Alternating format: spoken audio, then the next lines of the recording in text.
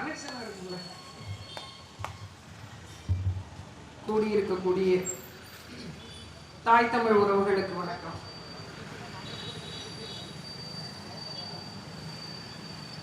கன்னியாகுமரி மாவட்டம் தமிழர்களின் தொடக்க பூமி. நீண்ட நெடுநாளாச்சு மாவட்டத்துக்கு வந்து நாளாயிடுச்சு. மீண்டும் உங்களை எல்லாம் சந்திக்கிறதுல எனக்கு பெரும் மகிழ்ச்சியும், அதோடு கூடிய ஒரு முக்கியமான நாள் இன்னைக்கு. மதிப்பிற்கும் மரியாதைக்கும் உரிய எங்களை எல்லாம் படிக்க வைத்த மாபெரும் மனிதர், இந்த மண்ணினுடைய பாதுகாவலனாக விளங்கிய தமிழ் இனத்தினுடைய அடையாளம், தமிழ்நாட்டினுடைய அரசியலை ஒரு சாமானியன் வந்து சபையேற்ற முடியுமா என்ற கேள்விக்கு விடை கண்ட மாமனிதர் பெருந்தலைவர் ஐயா காமராசர் அவர்களுடைய பிறந்த நாள் விழா. எப்பொழுதும் நாம் தமிழர் கட்சி ஒவ்வொரு மாவட்டங்களிலும் சரி, ஒவ்வொரு சட்டமன்ற தொகுதிகளிலும் சரி, எந்த விழாவை எடுக்கிறார்களோ இல்லையோ, ஆனால் காமராசர் ஐயாவிற்கான பிறந்த நாள் விழாவை எடுக்காமல் விட்டதே இல்லை. ஏன்னா அவர் எங்களுக்கான ஆள், எங்களுக்கான மனிதர், எங்களுக்கான முன்னோடி, எங்களுக்கான வழிகாட்டி என்று நாம் தமிழர் கட்சி மட்டும்தான் சொல்ல முடியும். மரியாதைக்குரிய அண்ணன் செல்வ பெருந்தகை அவர்கள் காப்பி ரைட்ஸ், பேட்டன் ரைட்ஸ் எல்லாம் கொண்டாடுறார். அதெல்லாம் கிடையாதுங்க. காமராசர் காங்கிரஸுக்கு தான் சொந்தம். தலைவரே, ஐயா காமராசர் இறுதி காலகட்டத்தில் காங்கிரஸ்லயே இல்லை, துப்பி தூர போட்டார். இது விளங்காத பெயரெல்லாம் வந்துட்டான், இனிமே இந்த இடத்துல இருக்க முடியாதுன்னு காங்கிரஸ் கட்சியை தூக்கி தூர எறிந்து விட்டு வந்தவர் எங்கள் பாட்டன் காமராசர் ஐயா அவர்கள். தான் வளர்த்த கட்சியாக இருந்தாலும் சரி, தான் பதவி வகித்த கட்சியாக இருந்தாலும் சரி, தான் ஆளுமை செலுத்திய கட்சியாக இருந்தாலும் சரி, ஒரு பிரதம வேட்பாளரை பிரதமராக மாற்றி அதிகாரத்தில் அமர வைத்த கிங் மேக்கராக இருந்த கட்சியாக இருந்தாலும் சரி, சரியில்லைன்னா தூக்கி தூரப்பட்டு போன மாபெரும் மனிதர். நீங்க நடைபயணம் போனீங்க, 1/2 இன்ச்சு மலையை வளர்த்தீங்களா, மண்ணை கொத்துறீங்களா, சிமெண்ட் வச்சு பூசினீங்களா, இந்த ரோட்டை ஏதாவது போட்டு தொலைச்சிங்களா? ஒன்றும் இல்லை. ஆனா ஒரு மாபெரும் மனிதன் எப்படி இருக்க வேண்டும், ஒரு தலைவன் எப்படி இருக்கணும்? தமிழ்நாட்டில் 100 பாலை உருவாக்குறாங்க. 100 பாலை, ஒரு 10 நூற்பாலை ஜப்பான்ல இருந்து மிஷின் வாங்குறாரு. வாங்கும்போது அந்த ஜப்பான் கம்பெனிக்காரன் கலைஞர் ஆட்சியில் இருக்கிறாருன்னு நினைச்சுக்கிட்டு எங்க கமிஷன் கொடுக்கணும். வெங்கட்ராமன் அவர்கள்ட்ட கேட்குறாங்க, கமிஷன் என்ன பேசுறாங்க ரெண்டு பேரும்? இல்ல கமிஷன் கொடுக்கறத பத்தி பேசுறாங்க. எவ்வளவு கொடுப்பான்? யார் நம்ம தாத்தா கேட்கிறார், எவ்வளவு கொடுப்பான்? அது ஒரு பெருந்தொகை சொல்றாங்க. அதுக்கு பதிலாக இன்னொரு 100 பாலை கொடுத்துரு அப்படின்னு வாங்கினது தான் விருதுநகர் மாவட்டத்தில் இருக்கக்கூடிய 100 பாலை. 10க்கு 11 வாங்கி மக்களுக்கான வேலை வாய்ப்புகளை, தொழில் வாய்ப்புகளை உருவாக்கி தந்தவர். அதனாலதான் அவர் பெருந்தலைவர், மக்கள் தலைவர் என்று போற்றும். இன்னைக்கு இருந்த நிலைமை என்ன? 10க்கு மிஷின் வாங்கினா, மிஷின் ஒரு பேப்பர்ல வரைஞ்சி, எந்திரத்தை ஒரு பேப்பர்ல வரைஞ்சி, அட்டையில வடிவமைச்சு கொண்டாந்து செட்டு போட்டு, நம்ம பாகுபலி படத்துக்கு செட்டு போட்டார்ல, அவரே சேம் கொண்டு போய் அங்கே போய் செட்டு போட வச்சு ஒரு பெரிய வீடியோ ஷூட் எடுத்து வேலை முடிச்சு விட்டு காசை வாங்கிட்டு கிளம்பி இருக்கும். கம்பி நீட்டி இருக்கும் இந்த திராவிட மாடல்லாம். ஆனா அவர் இந்த மண்ணை நேசிச்சார். அது போன்ற ஒரு தலைவனை கொண்டாட வேண்டிய சூழல் நாம் தமிழர் கட்சிக்கு ஏன் இருக்குன்னா, அப்படி ஒரு தலைவனாக நாங்கள் வர வேண்டும் என்று நாங்கள் எல்லாம் நினைக்கிறோம். இன்னைக்கு பேசுறாங்க, பள்ளிக்கூடங்களை சீரமைச்சோம். நாங்க தான் காலை சத்துணவு திட்டம், மத்தியான சத்துணவு திட்டம், 11 நாள் ஒரு ஆய்வு மேற்கொள்றாங்க. காலை சத்துணவு திட்டம் 11 நாள் உப்புமாங்க, 11 நாள் உப்புமா. ஒரு நாள் கோதுமை உப்புமா அப்படி கூட கிடையாது, 11 நாள் ரவை உப்புமா. கொஞ்சோண்டு கூட அதுல வெங்காயம் கிடையாது. இந்த வெங்காயங்க போடாதுன்னு நமக்கு தெரியும், போடல. பச்சை மிளகாவும் ரவாவும் சேர்த்து ஒரு உப்புமா. இத 11 நாள் வழங்கியிருக்காங்க. காலை சத்துணவு திட்டம் வழங்கியதையா நம்ம திராவிட மாடல், நம்ம திராவிட மாடல். ஆனால் இந்த மதிய உணவு திட்டம் எங்கிருந்து தொடங்குச்சு தெரியுமா? எங்க அண்ணன் ஜெயந்திரன் சொன்ன மாதிரி ஒரு தொடர்வண்டி நிலையம் கேட்ல, ரயில்வே கேட்ல நின்றுட்டு இருக்கிறார். ஒரு கூட்டத்தை முடிச்சுட்டு வர்றார் ஐயா காமராசர் அவர்கள். ஒரு பையன் ஆடு மேய்ச்சி நிக்கிறான். தம்பி இங்க வா, ஏன் நீ பள்ளிக்கூடத்துக்கு போகலையா அப்படின்னு கேட்கும்போது அவருக்கு அந்த பையனுக்கு இவரை யாருன்னே தெரியல. அப்போ அப்படிதான் இருந்திருக்கு நிர்வாகம், யாருன்னே தெரியல. ஏன் நீ எதுக்கு கேட்கிற? இல்ல தம்பி சொல்லு, படிக்கிற வயசாச்சே, இப்படி ஆடு மேய்ச்சிட்டு இருக்கிறியே, ஏன் போகல அப்படின்னு கேட்கும்போது, பள்ளிக்கூடம் போனா சோறு யார் போடுவா, நீயா போடுவ அப்படின்னு அவன் கேட்டான். ஒரு முதலமைச்சரை பார்த்து ஒரு 10 வயது பையன் கேள்வி கேட்கிறான், நான் பள்ளிக்கூடம் போயிட்டா சோறு நீயா போடுவேன். அப்ப சோறு போட்டா நீ பள்ளிக்கூடம் போவியா என்ற கேள்வியை கேட்கிறார். நீ சோறு எனக்கு போடுவ அப்படின்னு கேட்டுட்டு போயிட்டான். இந்த ஒரு வார்த்தை அந்த மனிதனை உலுக்கியது. அப்ப பசியில் இருக்கக்கூடிய பல பிள்ளைகள் பள்ளிக்கூடத்துக்கு போகல. அதுக்கு மாற்றா என்ன செய்யணும்? உடனே அந்த துறை சார்ந்த அலுவலரை கூப்பிடுறார். மதிய உணவு திட்டம் போட்டா எவ்வளவு செலவாகும்? 2 அணா ஆகுங்க. ஒரு நாளைக்கு 2 அணா இப்படி போகும், நிறைய செலவாகும். என்ன வேணாலும் பரவாயில்ல, என் பிள்ளைங்க படிக்கணும், அதனால நீ மதிய உணவு திட்டத்தை நடத்து என்று நடத்தி காட்டியவன் அந்த கர்ம வீரர் காமராசர் அவர்கள். ஆனா இன்னைக்கு எப்படி தெரியுமா? நம்ம எந்த மாதிரியான நாட்டில் வாழ்றோம், யாருக்கு வாக்கு செலுத்துறோம், அதான் நீங்க புரிந்து கொள்ளணும். இப்ப நீங்க கஷ்டப்படுறீங்களா? ஒரு கோட்டர் 150 ரூபா விற்குதா? நோ, நெவர், கவலைப்படாதீங்க. வருகின்ற தீபாவளி போனஸாக உங்களுக்கு எல்லாம் கட்டிங் வழங்குறோம். இது திராவிட மாடல். நாம் வாக்கு செலுத்த துணிந்து விட்டோமே இவர்களுக்கு. நாம் எந்த மாதிரியான வாழ்வியலை வாழ நினைக்கிறோம்? இந்த கேள்விக்கு பதில் இருக்கா யாச்சியாவது?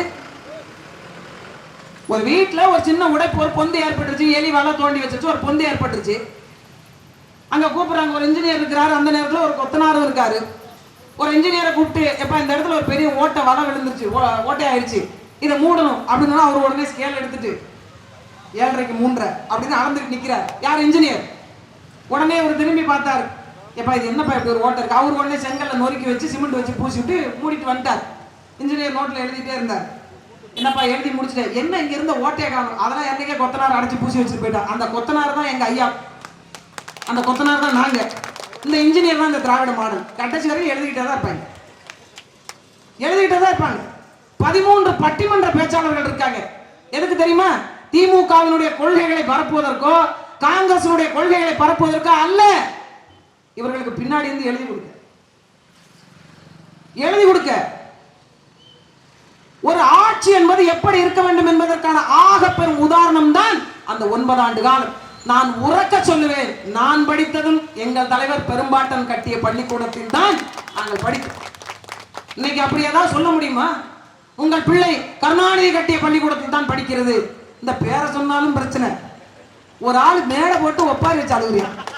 மீசையெல்லாம் பெருசா வச்சிருக்காரு.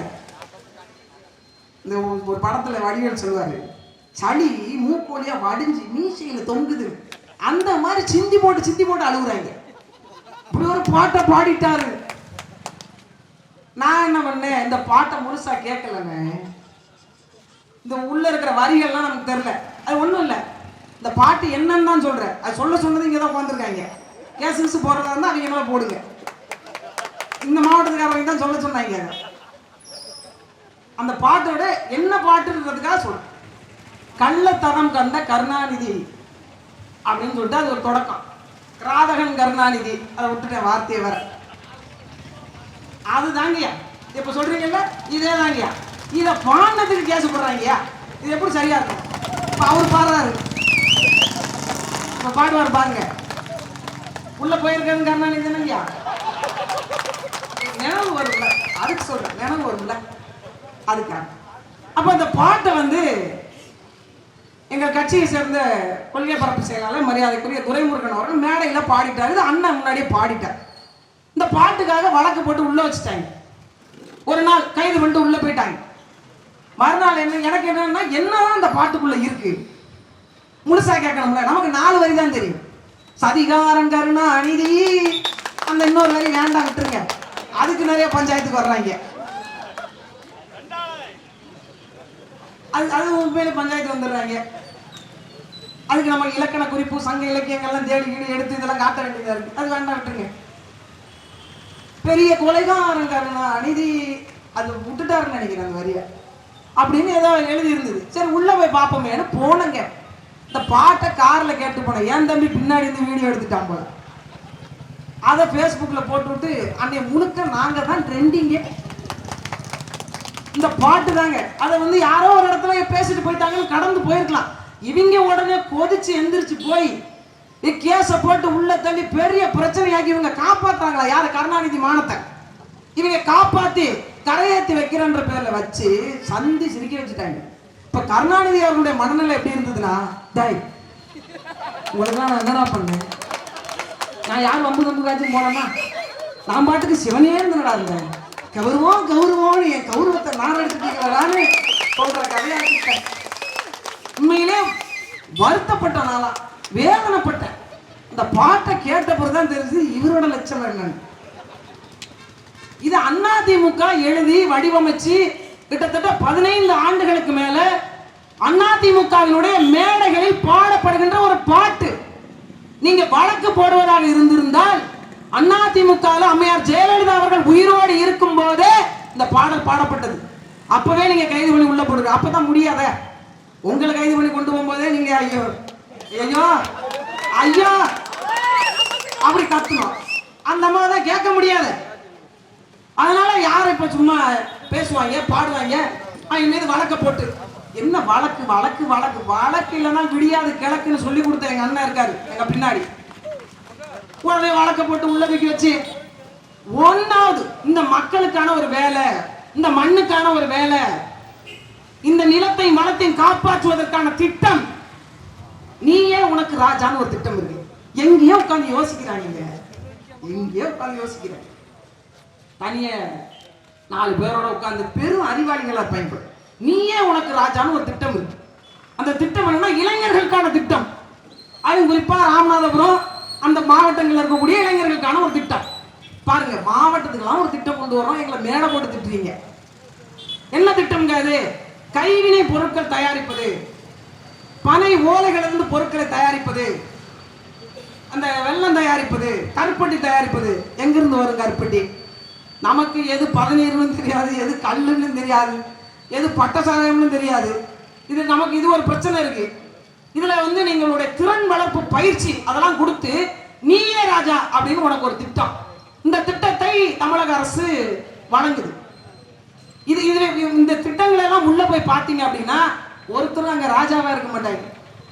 கொடுக்குறாங்கல்ல, திட்டத்தை கொடுக்குறாங்கல்ல, அந்த ஆட்சியாளர்கள் தான் இங்க ராஜாவா இருக்காங்க. நாம கடைசி வரைக்கும் கூஜாவா தான் இருக்கும், நாம கடைசி வரைக்கும் மோண்டியா தான் இருக்கும். ஒரு ஆட்சி நிர்வாகத்தை முறையாக எப்படி செய்ய வேண்டும் என்று அந்த மனுஷன் போய் கத்துக்கிட்டாவது வாங்க. எப்படி செய்ய வேண்டும், எப்படி மற்றவர்களை மதிக்க வேண்டும். இவர்கள் எதற்கெடுத்தாலும் ஒரு வேடதாரிகளாக, ஒரு பிரச்சனையை மூடி மறைப்பதற்கு இன்னொரு பிரச்சனையை தோற்றுவிப்பவர்களாக தான் இருக்கிறாங்க. நான் உங்களை வேண்டி ஒரு வார்த்தை கேட்கிறேன். எதுக்கு தாங்க காங்கிரஸ் கொண்டு போறீங்க? அது குறிப்பா எங்க அண்ணன் வசந்த் தானே, விஜய் வசந்துக்கு எதுக்கு வாக்கு செலுத்துறீங்க? என்ன பண்ணிட்டாரு கடந்த 5 ஆண்டுல? கன்னியாகுமரியை 2ஆ வளைச்சிட்டாரா? இங்க இருக்க கடலை கொண்டு போய் அங்க கொண்டு போய் நிப்பாட்டிட்டாரா? மலையை உடைச்சு அள்ளிட்டு போறாங்களே, குறுக்க படுத்து ஏதாவது செஞ்சு நிப்பாட்டாரா? ஒவ்வொருத்தரும் இந்த விபத்துல செத்து மடிகிறாங்கல்ல, அவங்க குடும்பத்துக்கெல்லாம் எல்லா பிரச்சனையும் தீர்த்துட்டாரா? நியாயத்தை நிலைநாட்டிட்டாரா? எதுக்கு தாங்க இந்த கொடி? விடியறதுக்குள்ள கொண்டு வந்து நடுறீங்களே. இவ்வளவு ஆர்வத்தை இந்த மலையை உடைச்சு கொண்டு போறாங்கல்ல, அவங்களை நிறுத்தவங்களை என்னைக்காவது ஒரு நாள் இந்த காங்கிரஸ் கட்சி காட்டியிருக்கா? எதிர் நிலைப்பாட்டை செலுத்துறாங்களா? எங்க இந்த கொடியை நட்ட உடனே நாங்க பயந்து பின்னாடி போயிருவோமா? சரி, நட்டதுதான் நட்டீங்க. இந்த பக்கம் ஒரு கிலோமீட்டருக்கு பொடி கொடி பறக்குது, இந்த பக்கம் ஒரு கிலோமீட்டருக்கு பொடி கொடி. அதுமே 5 கொடி நட்டுட்டு போயிருக்கீங்க வருஷத்துக்குள்ள. 5 கொடி. ஒரு கட்சிக்கு வாக்கு செலுத்துகிறோம் என்றால் ஏன் செலுத்துகிறோம்? அங்கு வேட்பாளராக போட்டியிடக்கூடியவர் யார்? அவர் நமக்கானவரா? நம் பிரச்சனை தெரிந்தவரா? எனக்காக சட்டமன்றத்தில் போய் பேசுவாரா? 100 பேரில் ஒரு தலைவனை தேர்ந்தெடுத்து எனக்காக அனுப்புவது எப்படியோ அப்படித்தான் ஒரு சட்டமன்ற உறுப்பினரும் ஒரு நாடாளுமன்ற உறுப்பினரும். எந்த பிரச்சனைக்காக பாராளுமன்றத்தில் அவர் போய் உங்களுக்காக பேசி இருக்கிறார்? பக்கத்தில் இருக்கக்கூடிய கேரளாவில் இருக்கக்கூடிய அரசு, அங்க இருக்கக்கூடிய விளிங்கத்தில் இருக்கக்கூடிய அதானி துறைமுகத்துக்கு இங்க இருக்கக்கூடிய மலைகளை வெட்டி கொண்டு போறான். அதை கேட்க திராணியற்ற ஸ்டாலின் அரசு, அதை கேட்க திராணியற்ற உங்களுடைய வேட்பாளராக நீங்க தேர்ந்தெடுத்து வச்சிருந்த அந்த நாடாளுமன்ற உறுப்பினர் மீண்டும் அவர்களுக்கு நீங்க வாக்கு செலுத்துறீங்க. நான் என்ன சொல்றேன், மண்ணை ஒரு அடி அழுறீங்க. மலை ஒரு காலத்தில் உருண்டு பிறண்டு ஓடி வரும்போது மணலாக மாற வாய்ப்பு இருக்கிறது. ஆனால் என்ன நடந்து மலை உருவாக்குறது ஏதாவது வாய்ப்பு இருக்கிறதா? ஐயா மோடி அவர்கள் ஒரு கையெழுத்து போட்டா மழை வளரு அப்படின்னு விந்திய மலை தானாக உயர்ந்து நிற்கிறது பார் அப்படின்னு மழை வளர்ந்துருமா? மலைகள் இல்லாம மழை பொழிஞ்சிருமா? மழை பொழியாம தண்ணீர் கிடைச்சிருமா? விவசாயம் வளர்ந்துருமா? உயிர் வாழ்ந்துட முடியுமா? என்னைக்கு சிந்திக்க போறோம்? என்னைக்கு சிந்திக்க போறோம்? ஏன் நமது கவனம் இதை தாண்டி நகர மாட்டேங்குது? சாதிதான் அரசியல், ஒரு பக்கம் மதம் தான் அரசியல். ஒன்று கேட்கிறேன், மரியாதைக்குரிய ஐயா விஜய் வசந்தன் அவர்களுக்கு நீங்க வாக்கு செலுத்துறீங்க. அவர் இந்துவாக இருக்கிறார்னு வச்சுப்போம். இன்னும் ஓராண்டு காலத்தில் கிறிஸ்துவராக மாறி விடுகிறார். வாக்கு செலுத்துவீர்களா மாட்டீர்களா? அவர் கிறிஸ்துவராக இருக்கிறார். அடுத்த 6 மாத காலத்திற்கு இந்து மதத்தை தள்ளிவிட்டார். வாக்கு செலுத்துவீங்களா மாட்டீங்களா? பதவி ஏற்ற பிறகு மாறிவிட்டார். என்ன செய்வீங்க? மதம் மாறிக்கொள்ள கூடியது, இனம் ஒன்றுதான் ஐயா மாற முடியாதது. நீங்க தமிழர் என்ற பேரினத்தின் பிள்ளைகள் என்பதை நீங்க உணரணும். ஏன் கர்ம வீரர் காமராசர் நாம இன்றளவும் பேசும்? ஏன்னா அவன் அந்த மண்ணுக்காக வாழ்ந்தான். சொந்த தாய், தன்னோட பெத்த தாய் பார்க்க போறார். வீட்டுல போனாலும் ஒரு குடி தண்ணி போறார். இது யார் இது புதுசா போட்டதே அப்படின்னு கேட்கிறார். அம்மாவுக்கு போய் வெளியில தண்ணி குடிக்க முடியலப்பா, அதனால அந்த அலுவலக ஆபீசர்லாம் வந்து இதை போட்டு கொடுத்து போயிருக்காங்கப்பா அப்படின்னு சொன்ன உடனே அவர் கேட்கிறார், வாங்கி வர சொல்லி. யார் அந்த ஆபீசருக்கு? உடனே புடுங்க சொல்லு. அப்பா முடியலன்டாப்பா போட்டு கொடுத்துட்டு போயிருக்காங்க. உன் வயசு உள்ள எல்லாருக்கும் போட்டு கொடுத்துருக்காங்களா என்ன? இல்ல இல்ல, முதலமைச்சர் அம்மாங்கிற ஒற்றை காரணத்துக்காக தானே இந்த பைப்பு. அப்ப இது போடப்பட்டால் இது சலுகை என்றுதானே அர்த்தம். அரசினுடைய சொத்தை நீ சலுகையாக பெற்றால் எனக்கு என்ன மரியாதை இருக்கு? என் நேர்மைக்கு இழுக்கு வந்துடாதானே அந்த அம்மா தண்ணி பிடிக்கிற பைப்பை பிடிங்கி விட்டு இருங்க. எப்பா இனிமே செலவுக்கு அனுப்புற காசுல ஒரு 50 ரூபா கூடுதலா அனுப்புப்பா அப்படின்னு அவங்க அம்மா கேட்கறாங்க. ஏன்? முதலமைச்சர் அம்மாவை பார்க்க வரேன்னு 10 பேர் வராங்க, அவங்க காப்பி தண்ணி போட்டு கொடுக்க எனக்கு செலவு. அது ஒரு வயலுக்கு காப்பி இல்லைன்னு சொல்லு. ஏன்னா என்ன பார்க்க வரவனுக்கே நான் போட்டு கொடுக்கறது இல்ல, காப்பி இல்லைன்னு சொல்லு. அப்படி வாழ்ந்த ஒரு மனித நேர்மையின் அடையாளம் ஐயா காமராசர் அவர்கள். மரியாதைக்குரிய கன்னியாகுமரியினுடைய வேட்பாளர் மரிய ஜெனிஃபர் அவர்கள் பேசும்போது திமுகவும் காங்கிரஸும் ஒன்னா சேர்ந்து மாலை அணிவிக்கல, தனித்தனியா அணிவிக்கிறாங்க அப்படின்னு சொன்னாங்க. இந்த 2 கட்சிகளுக்குமே அதற்கான உரிமை இல்லை. செல்வ பெருந்தகை அவர்களை நான் சொல்கிறேன், உங்களுக்கு சுத்தமாக உரிமை இல்லை. காங்கிரஸ் கட்சிக்காரர்களுக்கு எந்த திமுக காங்கிரஸ் கட்சியில் இருந்து எங்கள் பாட்டனை தோற்கடிக்க வேண்டும் என்று போராடியதோ அந்த திமுகவோட கூட்டணி வைத்தவர்கள் நீங்கள். உங்களுக்கு அந்த எந்த விதத்திலும் உங்களுக்கான அந்த அறிவுரை இல்லை. காமராசரை இழிவுபடுத்தி எருமை மாட்டு தோல் என்று சொல்லி, எருமை மாடு என்று சொல்லி பேசியவர் கருணாநிதி.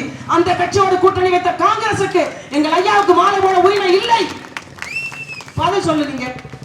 முன்னெல்லாம் ரஷ்யாவுக்கு எரும மாட்டை தான் ஏத்துவாங்க, இப்ப எரும மாட்டு தோலை தான் ஏத்துவாங்க, இப்ப எரும மாட்டை ஏத்துறாங்கன்னு விமர்சிச்சவர் கருணாநிதி. ஏன்? கருப்பா இருக்கிறார் ஒற்றை காரணத்திற்காக. கருப்பா இருக்கிறார். அந்த கருப்பு தங்கம் தான் எத்தனை ஆயிரம் எத்தனை லட்சம் பிள்ளைகளை படிக்க வைத்த தங்கம். நீங்க என்ன பண்ணீங்க? வெள்ளையா இருந்து கருப்பு கண்ணாடி போட்டுட்டு ஒட்டு மொத்தமா எல்லாரையும் குடிக்க வச்சு குப்புற படுக்க வச்சீங்க. அதைத்தான் செஞ்சார் இவர். இன்றைக்கு கருணாநிதி அவர்களை இழிவுபடுத்தி விட்டார்கள், பாட்டை பாடி கேவலப்படுத்தி விட்டார்கள் என்று பேசின அத்தனை பேரும் ஒரு காலத்தில் இதே போன்று மைக்க வச்சு கருணாநிதியை மட்டரகமாக கழுவி ஊத்தியவர்கள் இவர்கள் தான்.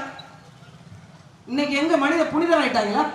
இறந்து விட்ட ஒரு மனிதரை பேசாதீர்கள். அந்த இறந்து விட்ட மனிதர் தான் லட்சக்கணக்கான என் உறவுகள், தொப்புள் கொடி உறவுகளை சாக கொடுத்து நின்று வேடிக்கை பார்த்தோர். தோண்டி எடுத்து பேசுவோம், தோண்டி எடுத்து பேசுவோம். நான் ஒரு பொன்மொழி பார்த்தேன், தமிழக அரசினுடைய சிம்பிளோட ஒரு பொன்மொழி வந்து. அது என்ன பொன்மொழி என்றால், இங்கே ஒரு எழுத்தாளன், இங்கே ஒரு தமிழ் கலைஞன் படுத்து உறங்கிக் கொண்டிருக்கிறான் என்று அந்த இடத்தில் எழுதத்தான் நான் துடித்துக் கொண்டிருக்கேன். இது பேர் பொன்மொழி. எங்க ஊர்ல எல்லாம் பொன்மொழி தேன்மொழி எல்லாம் வேற மாதிரி இருக்கும். இந்த பொன்மொழி ஏன் ஒரு திராவிடர் படுத்து இங்கே உறங்கிக் கொண்டிருக்கிறார் என்று எழுத வேண்டியதானே? நீங்க சிந்திச்சு பாருங்க. ஐயா காமராசர் அவர்களை நாடார் என்று பார்த்தோம், ஐயா கக்கன் அவர்களை அவர் சாதியை சொல்லி பார்த்தோம், ஐயா ஜீவானந்தம் அவர்களை அவர் சாதியை சொல்லி பார்த்தோம். இது போன்ற ஒவ்வொரு பெருந்தலைவர்களை எல்லாம் ரெட்டமலை சீனிவாசனை அவர் சாதியை சொல்லி பார்த்தோம். எல்லாரும் பேரையும் நம்ம சாதியை சொல்லி பார்த்தோம், மதத்தை சொல்லி பார்த்தோம்.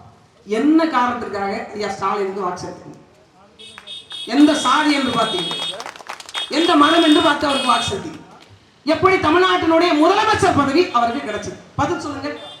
நாங்க எங்க ஆளுகள் ஓட்டு போட்டோம், உங்க ஆளுகள் தான் ஓட்டு போட்டு வெற்றி பெற வச்சீங்களா? உங்கள் மதத்தை சார்ந்தவர் தான் என்று வாக்கு செலுத்தி வெல்ல வச்சீங்களா? தமிழ்நாட்டினுடைய தலைமை பீடத்தை ஒருத்தருக்கு கொடுக்கும் போது நீங்கள் பார்க்கல. ஆனா உங்க ஊரினுடைய வார்டு மெம்பர்கிட்ட போய் நீங்க இவங்க இந்துவா, இவங்க கிறிஸ்துவரா, இவங்க இஸ்லாமியரா பார்க்கிறோம் வார்டு உறுப்பினர்கிட்ட. ஆனா முதலமைச்சர் பதவி, தமிழ்நாட்டினுடைய தலைமைத்துவத்தை வகிக்கின்ற பதவி இன்னைக்கு யார் கையில் இருக்கு? எங்கள் பாட்டன் ஐயா காமராசருக்கு பிறகு இந்த மண்ணை ஆண்ட ஒரு நேசித்து ஒரு தமிழன் ஆண்டான்றது யார் இருக்கா சொல்லுங்க. இதுக்கு காரணம் யார்? நாம் தானே. நாம் அதை சரியாக கட்டமைக்கல. முதலில் நாம் புரிந்து கொள்ளவே இல்லை. இது யாருக்கான அரசியல், என்ன தேவைக்கான அரசியல், முதல்ல அரசியல்னா என்ன, ஏன் இந்த தளத்துல வந்து நிக்கணும், ஏன் போராடணும். இங்க உட்கார்ந்துருக்க அவ்வளவு பேரும் படித்தவர்கள், ஒரு நல்ல வேலையில் இருக்கக்கூடியவங்க, வேலை வாய்ப்பை உருவாக்கி கொண்டிருக்கக்கூடிய, வேலை கொடுக்க துணிகின்ற மக்கள் தான் இங்க வந்து நிக்கிறோம். எங்களை பார்த்தாலும் என்ன அரசியல்வாதி பிள்ளைய மாதிரி தெரியுதா? கரவேட்டி எல்லாம் கட்டிக்கிட்டு துண்டு போட்டுட்டு மொட்டை மொட்டப்பா கார்ல வந்து அப்படியே இறங்கி அப்படி எதுவும் வர்றோமா? இல்லையே. உங்கள் வீட்டு பிள்ளைகள், உங்களிலிருந்து வந்து ஒரு பெருமாற்றத்தை உருவாக்க நினைக்கக்கூடிய, ஒரு மாற்றத்தை விரும்புகின்ற ஒரு பிள்ளைங்க. உங்களை மாதிரி தான் நாங்களே அடிபட்டோம், படிச்சோம், வேலை கிடைக்கல. என்ன காரணம் தேட ஆரம்பிச்சோம். ஒரு பக்கம் விலைவாசி ஏறிட்டு இருக்கு, நான் கட்டுற வரியை கட்டிக்கிட்டு இருக்கேன், எனக்கான அடிப்படை வசதியை வரவே இல்லை, இந்த பணம் எங்கே போகிறது என்ற தேடல்ல ஈடுபடுறோம். அந்த பணம் ஒரு ஊழல் வழியாக, லஞ்சம் வழியாக மாறி மாறி கொள்ளையடித்த கும்பலிடமே போய் கொண்டிருக்கிறது. ஏனென்றால் நமக்கான அடிப்படை ஆதாரத்தை தீர்மானிப்பது அரசியல். அந்த அரசியலை அடுத்தவர்கள் கையில கொடுத்துட்டோம். அதை நமக்கான தேவையாக மாற்றணும் அப்படிங்கிறது தான் நாம் தமிழர் கட்சியினுடைய எளிய மக்களுக்கான அரசியல்.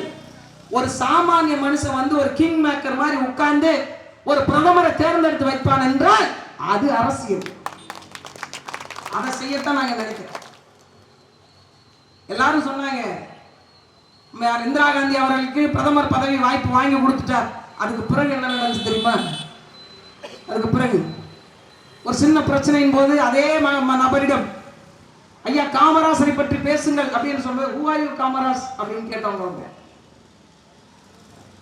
ஒரு தமிழன் தூக்கி விட்டு துவண்டு கிடந்தான். அவன் ஒரு இடத்துல விட்டு நகர்ந்து நகர்ந்து நகர்ந்து நகர்ந்து அவன் தூரே போகும்போது அவன் என்ன ஓட்டங்கள் இருக்கு பத்தியா, அது அந்த இடத்திலே நின்று விட்டு, அந்த எண்ண ஓட்டத்தை தூக்கி வெற்றி கொடியாக நிற்க வைக்க வேண்டும் என்பதற்காகத்தான் ஒரு இளைஞர்களுடைய எழுச்சி கூட்டம் தொடர்ந்து தயாராகி இன்னைக்கு தமிழ்நாட்டில் அங்கீகரிக்கப்பட்ட கட்சியாக, மூன்றாவது பெரிய கட்சியாக வலுவாக உருவெடுத்திருக்கிறோம். இயல்பாகவே நம்மகிட்ட ஒரு எண்ணம் இருக்கு. சினிமா படம் அப்படின்னு பாத்தீங்கன்னா கதாநாயகர்களை ரசிப்போம். ஒரு நேரத்துல எல்லாம் எம்ஜிஆர் படம் ஓடுதுன்னு வச்சுக்கோங்களேன், இந்த மன்னாதி மன்ன இந்த படத்துல எல்லாம் பாத்தீங்கன்னா எம்ஜிஆர் வாள் எடுத்து சண்டை போட்டுட்டே இருப்பார். 1000ல் ஒருவன், மன்னாதி மன்னெல்லாம். திடீர்னு 1000ல் ஒருவன் நினைக்கிறேன், திடீர்னு அந்த வாள் வந்து அவரோட கையில இருக்கிறத எல்லாம் தட்டி விட்டுருவார், கீழே வந்துடும். நம்மால் ஒருத்தர் கையில வாங்கருவா வச்சிருந்திருக்காரு, பில்லருக்கு போயிட்டு. ஐயோ தலைவர் கையில இருந்த கத்தி கீழே வந்துருச்சே, இல்ல எங்க தலைவரை குத்திர போறான்னு இங்க இருந்து வாங்குருவாய ஸ்கிரீன்ல தூக்கி போட்டு ஸ்கிரீன் 2ஆ கிழிஞ்சிருச்சு.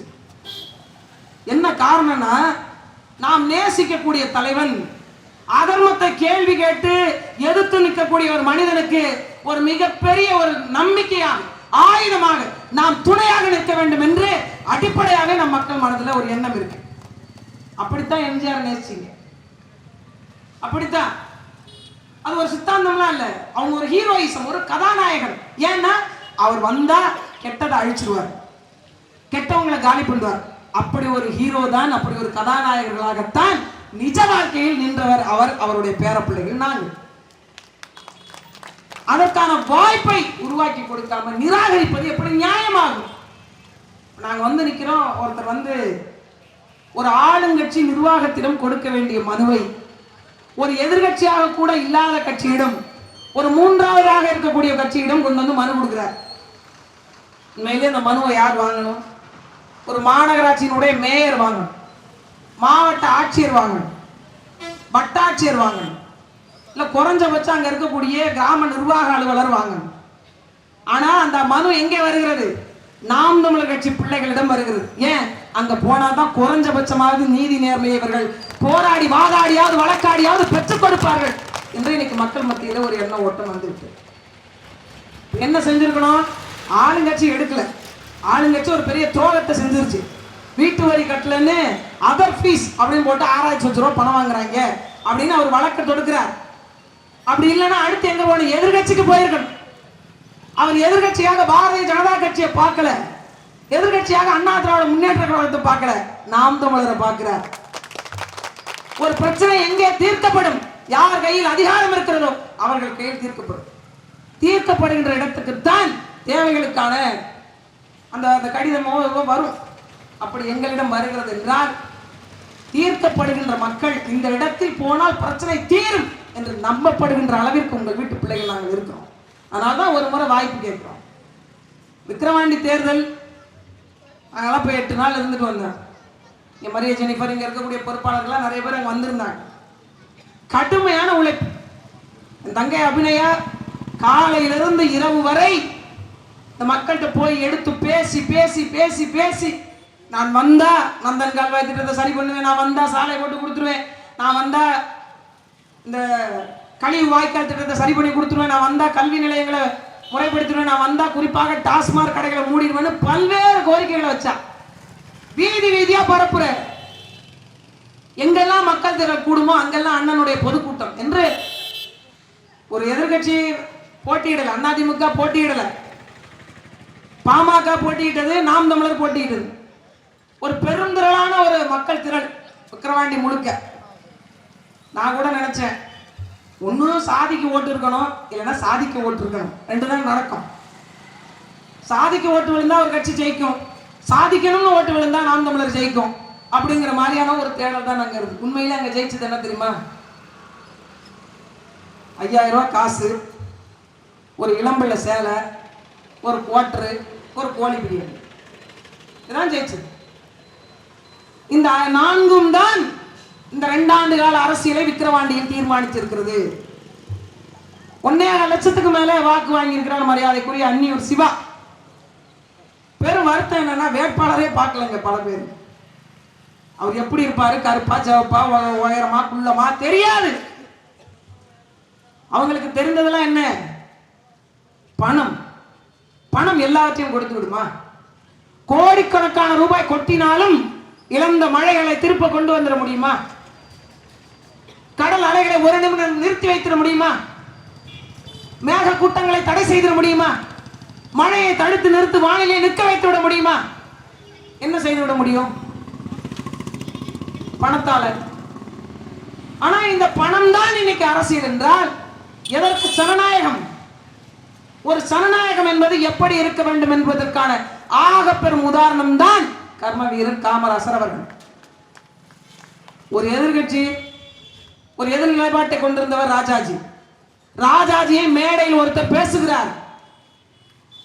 அந்த இடத்துல போய் நிறுத்தியான்ற, எனக்கு அவருக்கும் பிரச்சனை இருக்கு. அவர் எவ்வளவு பெரிய ஆளு, உலகத்துல 10 அறிவாளி இருந்தா அதுல ஒருத்தர்.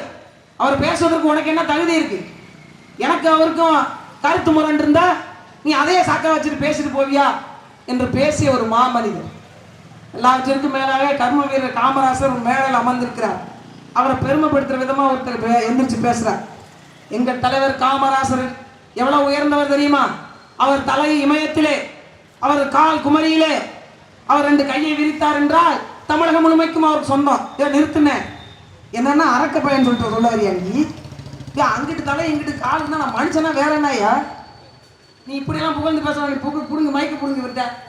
இவன் என்னமோ என்கிட்ட சாதிக்க நினைக்கிறான், அதனால என்ன அரக்கனை காட்ட பாக்குறான் அப்படின்னு சொன்ன தலைவர் எங்க? பாச தலைவனுக்கு பாராட்டு விழா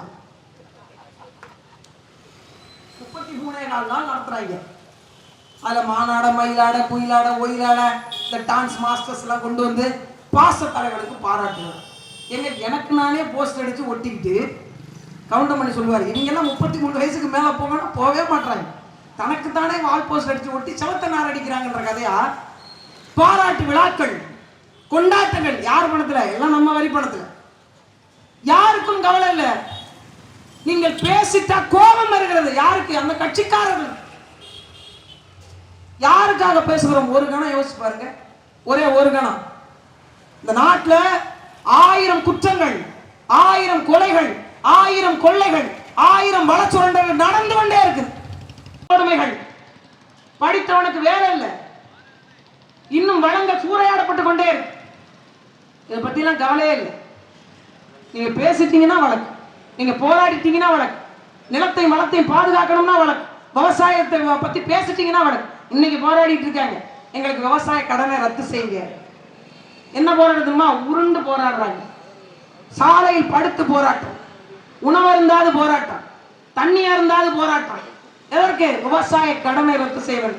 தமிழ்நாட்டில் ஒரே ஒரு மனிதன் மட்டும்தான் இந்த கேள்வி எழுப்பிக் கொண்டிருக்கிறார். அறிவு சிறந்தவர்கள், விவசாயி கடன் வாங்கித்தான் இந்த உலகத்திற்கான உணவை கொடுக்க வேண்டும் என்றால் இதற்கு பேர் அரசாங்கமா என்ற கேள்வியை செந்தமிழன் சீமான் மட்டும்தான் இந்த தமிழ்நாட்டு அரசியலில் பேசிக் கொண்டிருக்கிறார். நான் கடன் வாங்கித்தான் படிக்க வேண்டும் என்ற ஒரு சூழல் இருக்குமே. ஆனால் இது நாடல்ல சுடுகாடு என்று பேசுபவர் நாம் தமிழர் கட்சியினுடைய பிள்ளைகள் நாங்கள் மட்டும்தான். ஒரு கட்சி சொல்லலையா நான் வந்தா டாஸ்மார்க்க மூடுவேன், நாங்கள் மட்டும்தான் சொல்றோம். நாங்கள் வந்தால் மட்டும்தான் இந்த டாஸ்மார்க் சாராய கடைகள் மூடப்பட்டு பணம்பால் தென்னம்பால் விற்பனை நடக்கும். அப்படி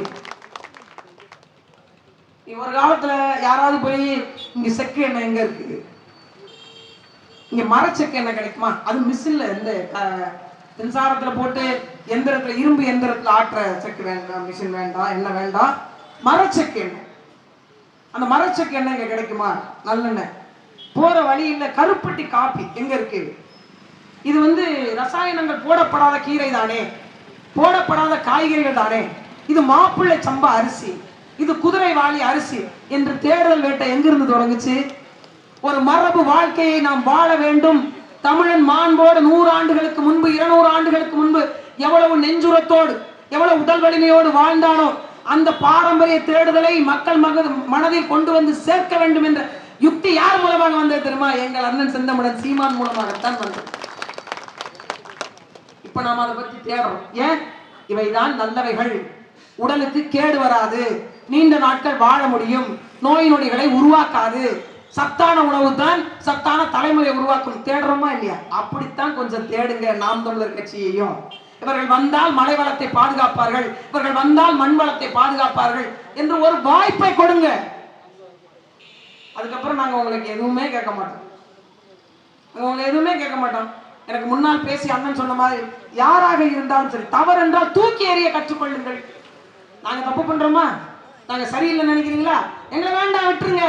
சரியானவன் ஒருவர் வருவான், பயமா இருக்குமா இல்லையா? இன்னைக்கு திருடுவதற்கு பயமே இருப்பதில்லையே. திருடன் தான் துணிந்து வெளியில களத்தில் நின்று வேகமாக பேசுகிறான், மிடுக்காக அலைகிறான். அவனிடம்தான் பணம் குவிய குவியலாக வந்து கொண்டிருக்கிறது.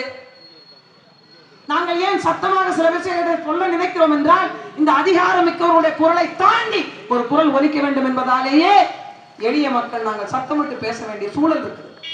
சிந்திச்சு பாருங்க. எனக்கு முன்னால் பேசின ஜெமினி பேசின அவங்களோட வலியையும் வருத்தத்தையும் நீங்கள் வார்த்தைகளால் கடந்து விட்டு போகலாம். வாழ்க்கையா நினைச்சு பாருங்க.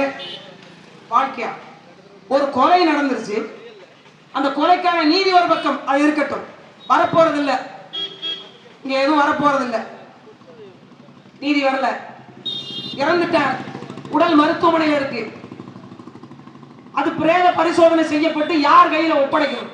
ஒரு சனநாயக கேள்வி. தார்மீகமாக அவருடைய மனைவியாக அந்த பெண் கேட்கிறார். பதில் உண்டா தமிழக அரசு கிட்ட? பதில் உண்டா? தார்மீகமா ஒரு கேள்வி கேட்கிறார். இறந்து போயிட்டார், உலகம் நடந்துருச்சு, செத்துட்டார், என் 2 பிள்ளைகள் தெருவில் நினைக்க போறாங்க, எனக்கு வாழ்க்கை இல்லை, அந்த உடலை கொண்டு வந்து என்னிடம் கொடுக்க வேண்டுமா இல்லையா? அந்த உடலை கொடுக்காது, அந்த குடும்பத்திடம் ஒப்படைக்காது, நீங்களாகவே அடக்கம் செய்கின்ற உரிமை உங்களுக்கு யார் தந்தது? அவ்வளவு அதிகாரத்தினுடைய திமிர் தானே. உங்கள் வீட்டில் அப்படி நடந்தால் இந்த ஆட்சியாளர்கள், இந்த அதிகாரிகள், இந்த கட்சிக்காரர்கள் இப்படித்தான் கடந்து போவீர்களா? இப்படித்தான் விட்டு விட்டு போவீர்களா? யாருக்கு நடந்தா நமக்கு என்னங்க? நம்ம வீட்டை உலக கொதிச்சா போதும், பக்கத்து வீடு எரியும் போது நம்ம உட்கார்ந்து வேடிக்கை பார்க்கலாம். ஆனா காற்று ஒரு பக்கம் திசை திரும்பினா நம்ம வீடும் பத்தி எரியுங்க. அதை நீங்க புரிந்து கொள்ளுங்க. இன்னைக்கு நினைச்சிட்டு இருக்கீங்க, இங்க இருந்து லாரியா போகும்போது மண்ணை ஏற்றிட்டு போகும்போது அந்த தண்ணி சொட்டு சொட்டா வடியும் பாருங்க. நான் சொல்லிக்கிட்டே போகிறேன், இந்த மணல் அழுது கொண்டே போகிறது. ஏன் தெரியுமா? சிம்பாலிக்கா சொல்லுது, நாளைக்கு நீ அழ போற, உன் கண்ணு தண்ணி இப்படிதான் கொட்ட போகுது, ஒரு ரத்தம் இப்படித்தான் சுண்டி வடிய போகிறது என்பதை சொல்லிக்கொண்டே போகிறது. நம்மால் உருவாக்க முடியாத ஒன்றை அழிக்கின்ற உரிமையை யார் தந்தது? 9 ஆண்டு காலம் ஒரு மனுஷன் ஆட்சி அதிகாரத்தை ஆண்டிருக்கிறாரு. எத்தனை அணைகளை கட்டியிருக்கிறார், எத்தனை பாசனங்களை உருவாக்கி இருக்கிறார், எத்தனை நூற்பாலை, எத்தனை தொழில் நிறுவனம் அவர் ஆரம்பிச்சதுதான் வச்சுட்டு இன்னைய வரைக்கும் வண்டி ஓட்டுறாங்க. நீங்களா புதிதாக கொண்டு வந்தது? நாங்க அரசு அலுவலர்களுக்கு எல்லாம் மானியம் கொடுப்போம், சலுகைகள் கொடுப்போம். சலுகை, மானியம், இலவசம், மிக்சி கிரைண்டர், குண்டா, இவ்வளவுதான் அரசியல். இங்க கல்வி அரசியலா இல்லை, மருத்துவம் அரசியலா இல்லை, தூய குடிநீர் அரசியலா இல்லை, அடிப்படை தேவை அரசியலா இல்லை, படித்தவனுக்கு வேலை அரசியலா இல்லை. அப்படியா இருக்கு? ஒரு பக்கம் அதிகார வர்க்கம், இன்னொரு பக்கம் அடக்குமுறை செய்யப்பட்டு ஒடுங்கி கிடக்கின்ற மக்கள் ஒரு பக்கம். இதற்கு ரெண்டும் நடுவில் எதை சமன் செய்ய போறீங்க? யாரை சமன் செய்ய போறீங்க? நமக்குள்ளே ஒரு பெரிய எண்ணம் இருக்கு, எத்தனை வாட்டி ஓட்டு போட்டாலும் தோத்து போறாங்க இவங்க. எதுக்கு மீண்டும் மீண்டும் ஓட்டு போடணும்? இப்படி ஒரு எண்ணம் மக்கள் மத்தியில. எல்லாரும் சேர்ந்து ஓட்டு போட்டா நாங்க எங்க தோக்க போறோம்? நாங்க ஏன் தோக்க போறோம்? நாங்க ஜெயிக்கிற கட்சிக்கு தான் ஓட்டு போடுவோம். ஏங்க ஓட்டை நாங்க வேஸ்டாவே ஆக்குறது இல்லை. அப்படியே பஞ்சப்படி பயணப்படி எதுவுமே வீணாக்க மாட்டாங்க. 5 ஆண்டு கால உங்களுடைய வாழ்க்கை, நம்மளுடைய மதிப்பிடம், நம்மளுடைய மரியாதை, தமிழினத்துக்கான ஒரு தலைவனை இத்தனை கோடி தமிழினத்திலிருந்து தேட முடியாத ஒரு நிலை, எவ்வளவு மறுத்து போயிருக்கிறோன்றத பாருங்க, எவ்வளவு மரணித்து போயிருக்கிறோன்றதையும் பாருங்க. உங்கள் இனத்திற்கான ஒரு தலைவனே தெரியாத ஒரு இனக்கூட்டம் அடையாளம் தெரியாத மக்களாக இருப்பார்களா இல்லையா? அகதிகளாகத்தானே நிற்க வேண்டும். இன்னைக்கு வந்தவன் போனவன் ஓங்கோல்ல இருந்து ஓடி வந்தவங்க முதலமைச்சர் பதவி, ஓங்கோல்ல வந்து ஓடி வந்தவர்களுக்கு. ஆனா என் மொழி பேசக்கூடிய, என் வழி உணரக்கூடிய என் தொப்புள் கொடி உறவுகள் 30-35 ஆண்டுகளுக்கு மேலாகி இந்த மண்ணில் வாழ்ந்த போதும் கூட இன்றும் அகதிகள் தான். இரட்ட குடியுரிமை வாங்கி தராங்க ஐயா ஸ்டாலின். இரட்ட குடியுரிமை ஒழுங்கா நான் நேரத்துக்கு வந்து கையெழுத்து போடாம, நேரத்துக்கு சொல்லிட்டு போகாம என்னால சுதந்திரமா ஒரு நாள் வெளில போயிட்டு வர முடியாது. இது ஒரு வாழ்க்கை. இதற்கு காரணம் யார்? இந்த காங்கிரசும் திராவிட முன்னேற்ற கழகம். நம்ம வரலாற்றை பார்க்கல, படிக்கல. அது குறிப்பா தமிழனுக்குன்னு ஒரு பெரிய தேசிய வியாதி ஒண்ணு இருக்கு, மறதி. எல்லாவற்றையும் மறந்துடும். இலை விழுந்தாலும் மறந்துடுவோம், குலை விழுந்தாலும் மறந்துடும், எல்லாவற்றையும் மறந்துடும். நாளைக்கு உண்ண உணவு இருக்கிறதா? கவலை இல்லை. உன் பிள்ளை நல்லபடியா சுவாசிப்பானா? கவலை இல்லை. இன்னைக்கு குழுவுக்கு கட்டுறதுக்கு காசு வந்தா போதும், அவ்வளவுதானே இன்னைக்கு அரசியல். ஒரு மாண்புக்குரிய அரசியலாக இந்த அரசியல் இருக்கிறதா? பிறந்த தலைவர் காமராசர் ஐயா சொல்லுவார, அவர்கிட்ட யார் போய் பேசினாலும் சரி, ஒரு சாமானியனாக இருக்கட்டும், ஒரு சபையில் மிகுந்த அதிகாரியாக இருக்கட்டும், யார் போய் பேசினாலும் அவர்கிட்ட ரொம்ப கவனமா பேச, இல்லைன்னா என்ன செஞ்சிருவாரு, இந்த கேள்விக்கான காரணத்தை இன்னைக்கே கண்டுபிடிச்சாகணும் அப்படின்னு அவரே களத்துல இறங்கிடுவார். ஒரு அம்மா இங்கேருந்து அழுது கொண்டே ஓடுறாங்க, ஐயா எப்படியாச்சும் என்னை காப்பாத்துங்க அப்படின்னு. ஏன் என்னம்மா, என்ன பிரச்சனை அப்படின்னு. எங்க வீட்டுக்கார போலீஸ் கைது பண்ணி போயிட்டாங்க. ஏன் என்ன பண்ணாரு உங்க வீட்டுக்காரு? ஒண்ணுமே பண்ணலங்க, ஆனா போலீஸ் அரெஸ்ட் பண்ணிட்டு போயிடுச்சுங்க. அது எப்படி ஒண்ணுமே பண்ணாம ஒரு போலீஸ் அரெஸ்ட் பண்ணோம்? உண்மையை சொல்லு, என்ன பண்ணாரு? சாராயம் வித்தாருன்னு கைது பண்ணிட்டு போயிட்டாங்க. இனிமே அப்படிலாம் செய்ய மாட்டாருங்க, ஒரே ஒரு தடவை விடுதலை பண்ணி விட்டுருங்க, நானும் என் பிள்ளைங்களை வச்சு ஏதாச்சும் ஒரு வேலை பார்த்துட்டு வெளியில போயிடுறேன் அப்படின்னு. உடனே அவர் சொல்லிட்டாரா, ஒரு கொலைகாரனை கூட நான் மன்னிப்பேன், ஆனா கள்ள சாராயம் விற்கிறவன நான் மன்னிக்கவே மாட்டேன். ஏன்னா ஒரு கொலை நடந்ததுன்னா அந்த ஒரு குடும்பம் மட்டும்தான் பாதிக்கப்படும். கள்ள சாராயம் வித்தான்ல, இதனால எத்தனை குடும்பங்கள் பாதிக்கப்படும், நான் மன்னிக்கவே மாட்டேன், அவன் சிறையில தான் இருப்பான் அப்படின்னு சொல்லிட்டேன். இது யாரு? நம்ம தாத்தா. இங்க திராவிட மாடலுக்கு வருவோம்.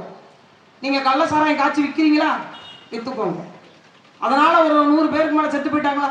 சாகட்டும், அவங்களுக்கு 10 லட்சம் நான் கொடுத்துக்கிறேன், நீங்க வாங்க, நீங்க எனக்கு ரொம்ப முக்கியம், நீங்க வாங்க. நீங்க மனம் திறந்து விரும்புறீங்களா? ஆமாங்கய்யா திருந்த விரும்புறேன், வாங்க, உங்களுக்கு 50,000 ரூபாய், 50,000 ரூபாய் சப்சிடரி கொடுத்து சாராயம் விற்கிற ஊக்குவிக்கிற ஒரே கட்சி இந்த திராவிட முன்னேற்ற கழகம் தான். இதை அதிகாரத்தில் அமர்த்தி விட்டு நமக்கு எவ்வளவு பெருமை, எவ்வளவு பகுமானம், எவ்வளவு பெருமை. நாங்கெல்லாம் ஆளுங்கட்சி தெரியுமில்ல, ஆளுங்கட்சி பயங்கரமானவங்க நாங்களாம். இப்படி ஒரு பிதற்றல் கூட்டம், இவர்களை நாம் தேர்ந்தெடுத்து வைத்து விட்டு ஒரு பெரிய மாற்றம் வந்துடும். எப்படி வரும்? ஆடத்திரையா சிலுக்கு காலில் சுழுக்குனாங்க அந்த மாதிரி. ஒண்ணுமே செய்ய தெரியாதவர்களுக்கு மீண்டும் மீண்டும் மீண்டும் மீண்டும் வாக்களித்து விட்டு நமக்கு எல்லாம் மாறிடும் அப்படின்னா எப்படி மாறும்? எப்படி மாறும்? கொஞ்சம் சிந்திச்சு பாரு. ஒரு அரசியல் என்பது எப்படி நாம் பார்க்க வேண்டும். இத்தனை ஆண்டு கால அரசியல் வரலாற்றுல இது எப்படிப்பட்ட ஒரு மண்ணாக குமரி மாவட்டம் இருந்திருக்கு. விருதுநகர் சொந்த மாவட்டம் ஐயாவிற்கு, அந்த இடத்துல கூட அவர் தோற்கடிக்கப்பட்டார். ஆனா கன்னியாகுமரி மாவட்டம் தான் ஒரு தலைவனை, ஒரு தமிழனை தூக்கி நிறுத்தி கொண்டாட வேண்டும் என்று ஆக பெரும் வெற்றியை அவருக்கு இங்கு தந்தது. அப்படி தேர்ந்தெடுத்த மாதிரியா நீங்க தேர்ந்தெடுக்கிறான்? அப்படிலாம் தேர்ந்தெடுத்திருந்தோம் அப்படின்னா எங்க அண்ணன் விஜய் வசந்தெல்லாம் வாய்ப்பு இருக்கா ராஜா? இருக்குமா? நம்ம பார்த்து தேடி அவர் என்னங்க செய்தார் இந்த 5 ஆண்டு காலத்துல இன்னும் எத்தனை சோறும் திறக்கலான்னு ஏற்பாடு பண்றார். வேற என்ன செய்வார்? என்ன செய்வார்? உண்மையிலேயே அந்த இடத்தில், நான் பெருமைக்காக சொல்றேன்னு நினைக்காது, அந்த இடத்தில் எனது அருமை சகோதரி மரிய ஜெனிஃபர் இருக்கிறார். ஒரு வண்டி இந்த மலையில உடைச்சு கல்ல குவாரியில ஏற்றிருந்தா நகன்றுமா ஒரு அடி. அவங்க போகலாம் நைட்டு 12:15 நாங்க போய் நிற்போம் செக் போஸ்ட். நாங்க போய் நிற்போம். அவங்க தூங்கிட்டா கூட அலாரம் செட் பண்ணி வச்சிருப்போம். நாங்க வந்து சேரல, கதவை பூட்டி தூங்கினாங்கன்னா கதவு வந்து தட்டி தூக்கிட மாட்டான். வாங்க மலையை உடைச்சு அழுட்டு போறாங்க. குற்றமா அந்த பகுதியில் இருக்கக்கூடிய நாங்க. ஏன்னா மலைகள் எங்கள் தாயினுடைய மிகப்பெரிய அரும் கொடை, இந்த நிலத்தினுடைய ஆக பெரும் வளம், திருப்பி தர முடியாத ஒரு வரம் அது. அப்படிப்பட்ட மலையை உடைச்சு அள்ளி அள்ளி கொண்டுட்டு போறாங்க. நாங்க அங்கிருந்து வந்து பார்க்கும்போது, முன்னாடிலாம் வரும்போது பார்த்தீங்கன்னா ரொம்ப அழகாக தெரியும் மலைகள்லாம். என் கூட என் தம்பி ஒருத்தர் வந்திருக்கான். அவர் ஒரு சினிமா டைரக்டர். பார்க்குற இடம்லாம் இங்கே சாப்பிட்டு வச்சா நல்லா இருக்கும், இங்கே சாப்பிட்டு வச்சா நல்லா இருக்கும்னா, இங்கே அவங்க மொத்தமாக சாப்பிட்டு வைக்க போறாங்கடா, எடுக்கிறத இப்பவே எடுத்துரு. நான் சொல்லிட்டேன் அவன், எடுக்கிறத இப்பவே எடுத்து முடிச்சிரு. ஏன்னா பாதி பாதி தாங்க இருக்கு. அடுத்து 2 ஆண்டு காலத்துல வரும்போது எங்க சாப்பிட்டு வைக்கிறதாங்க அவன். இது பசுமையாக இருக்கிறது, இது உயரமாக இருக்கிறதுங்கிற இப்போ ஒண்ணு இருக்க போறது இல்ல. நாம அப்படிப்பட்ட ஆட்சியாளர்களை தான் தேர்ந்தெடுத்து வச்சிருக்கோம்.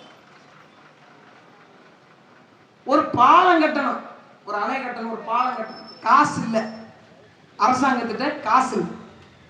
இருக்கிற காசை சேகரிக்கிறார். இருக்கிற காசை எப்படியாவது தயார் பண்ணி ஒரு பாலம் கட்டுங்க. பாலத்தினுடைய 3/4 பங்கு வேலை தான் முடியும். அவ்வளவுதான் இருக்கு பணம். இந்த சிமெண்ட் கான்ட்ராக்டர், அந்த கான்ட்ராக்டர், இந்த நேரடி கொள்முதலில் ஈடுபட்டு கட்டினா கூட இன்னும் ஒரு 15 விழுக்காடு குறையும். அந்த பாலத்தை கட்டி கடன் வாங்கியாவது கட்டு அப்படின்னு கட்டி முடிச்சு, இந்த பக்கம் ஒரு டோக்கன், அந்த பக்கம் ஒரு டோக்கன், கொஞ்ச நாளைக்கு மட்டும் அந்த கடன் தீரும் அளவு மட்டும் இந்த வாகனத்துல யார் பயணிக்கிறாங்களோ அவங்கள்ட்ட ₹1 வாங்கு. இது மக்களுக்கான சேவை. உனக்கான தேவையை பூர்த்தி செஞ்சு கொடுக்கிறோம். அரசின் கஜானால பணம் இல்லை, நீயே அதுக்கு செலவு பண்ணு. உன்னுடைய வரி பணத்தை கொடுப்பது போன்று நீ செலவு பண்ணு. இது ஒரு திட்டமாக ஒருத்தர் அவர் வழிநடத்தி காமிச்சார். ஆனா இன்னைக்கு காற்றை சுத்தம் படுத்த 44,400 கோடி. 2G எல்லாம் விட்டுருங்க, அதாவது ஏதோ பண்ணி அலைக்கட்டுற கிளைக்கட்டுற காற்றை சுத்தப்படுத்துறாங்களா தம்பி? எங்கிட்டு சுத்தப்படுத்துவாங்க? எந்த இடத்துல போய் சுத்தம் பண்ணுவாங்க? எப்படி இது நடக்கும்? இதனுடைய ப்ராசஸ் என்ன? இது என்ன மாதிரி நோக்கத்தில் வடிவமைக்கப்பட்டது? இதனுடைய டிசைன் என்ன? யாரும் தெரியாது. ஆனா 44,000 கோடி. இப்ப கடலை சுத்தம் பண்றதுக்கு 1,200 கோடி. நீதி ஒதுக்கீடு எல்லாம் ஒதுக்கீடு மட்டும் தான் நடக்கும், வேலை நடக்காது. 1,200 கோடி ரூபாயை கடலை சுத்திகரிப்பதற்கு திட்டம். என்ன செய்ய போறீங்க? கடற்கரையை என்ன செய்ய போறீங்க? ஒரு அனல் மின் நிலையத்தினுடைய கழிவுகள், ஒரு அணு மின் நிலையத்தினுடைய கழிவுகள், சாயப்பட்டறையினுடைய கழிவுகள், எல்லா தொழிற்சாலையுடைய கழிவுகளை மொத்தமாக கடலில் கொட்டிவிட்ட பிறகு எதை வச்சு சுத்தம் பண்ணுவீங்க? எப்படி சுத்தம் பண்ணுவீங்க? வீட்டுல எல்லாம் சொல்லுவாங்கல்ல, எரியறத புடுங்கன்னா கொதிக்கிறது நிக்குது. இந்த சாமானிய அறிவு கூட உங்களுக்கு இல்ல. கழிவுகளை கொட்டாமல் தடுத்து நிறுத்தினாலே கடல் வளம் முழுமையாக நல்லா இருக்கும். அதை விட்டுட்டு இதை சரி செய்வதற்கு 1,200 கோடி. நீ ஒரு பக்கம் கொட்டிக்கிட்டே இரு, நான் ஒரு பக்கம் கிளீன் பண்ணிட்டே இரு.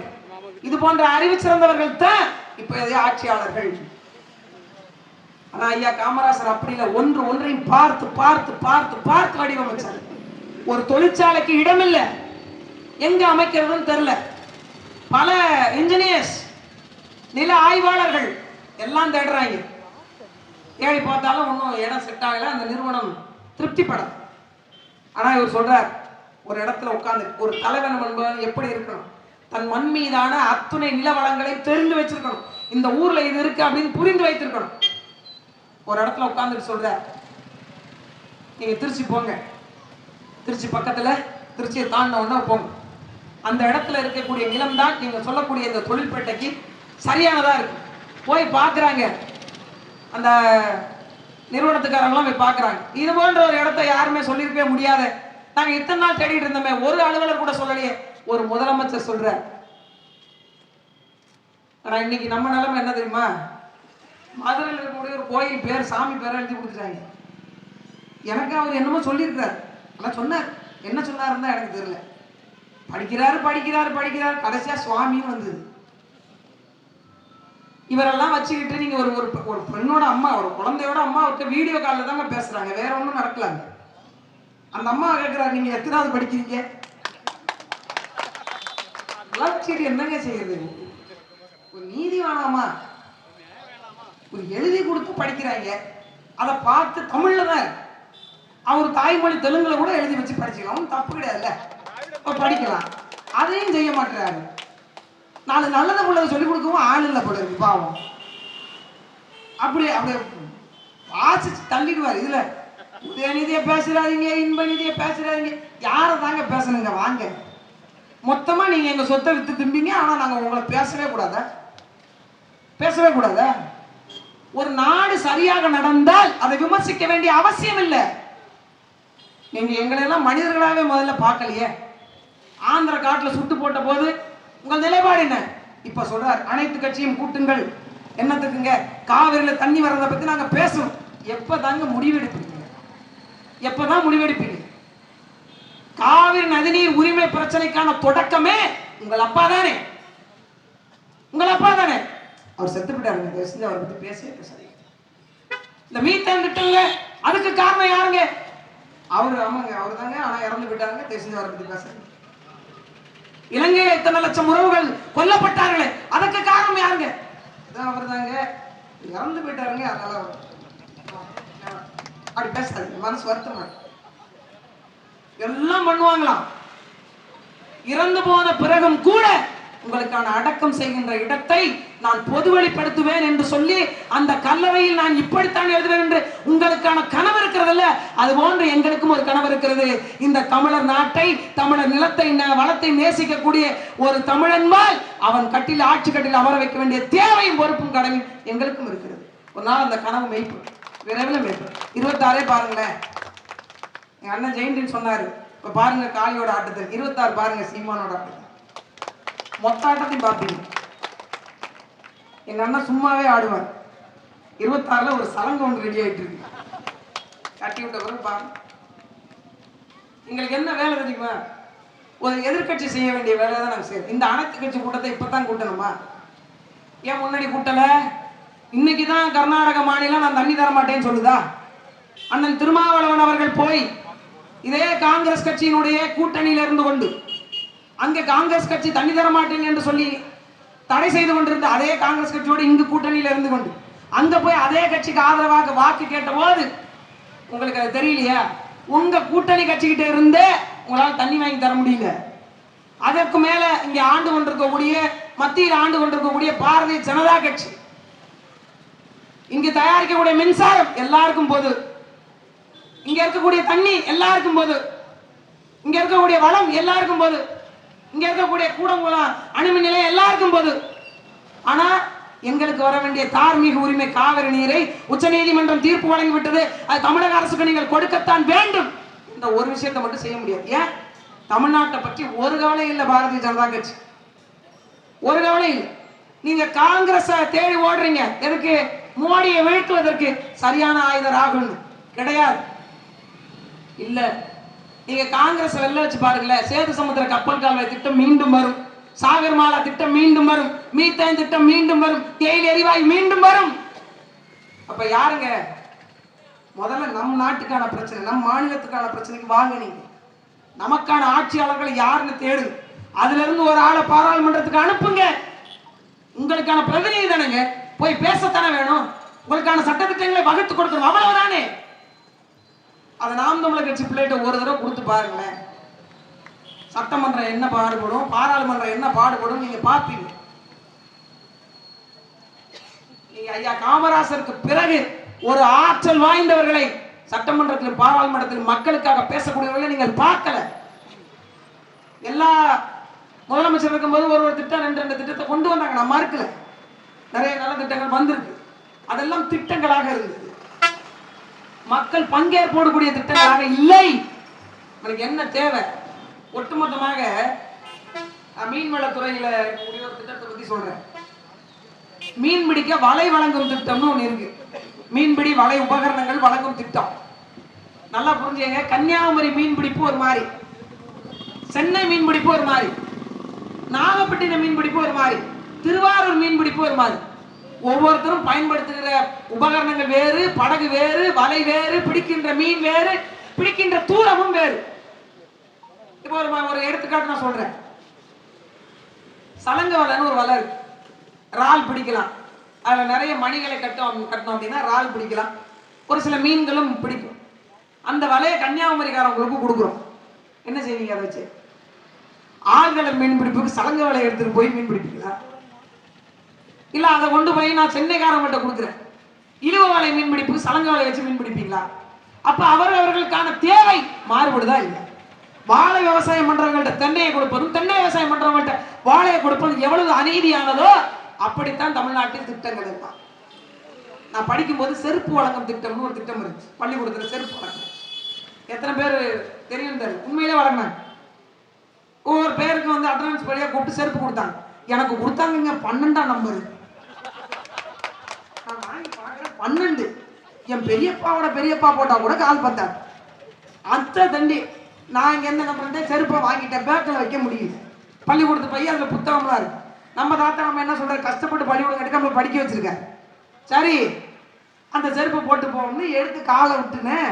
ஏன் செருப்பு நான் போட்டு, நான் எவ்வளோ புத்திசாலி பாருங்க. ஏன் செருப்பை கழட்டி ஒரு பையில வச்சு கையில் வச்சுக்கிட்டு, இந்த செருப்பு நம்ம புது செருப்பை போட்டுட்டு போவோம், வீட்டில் போய் காமிப்போம் அப்படின்னு போட்டுட்டு போறேன்.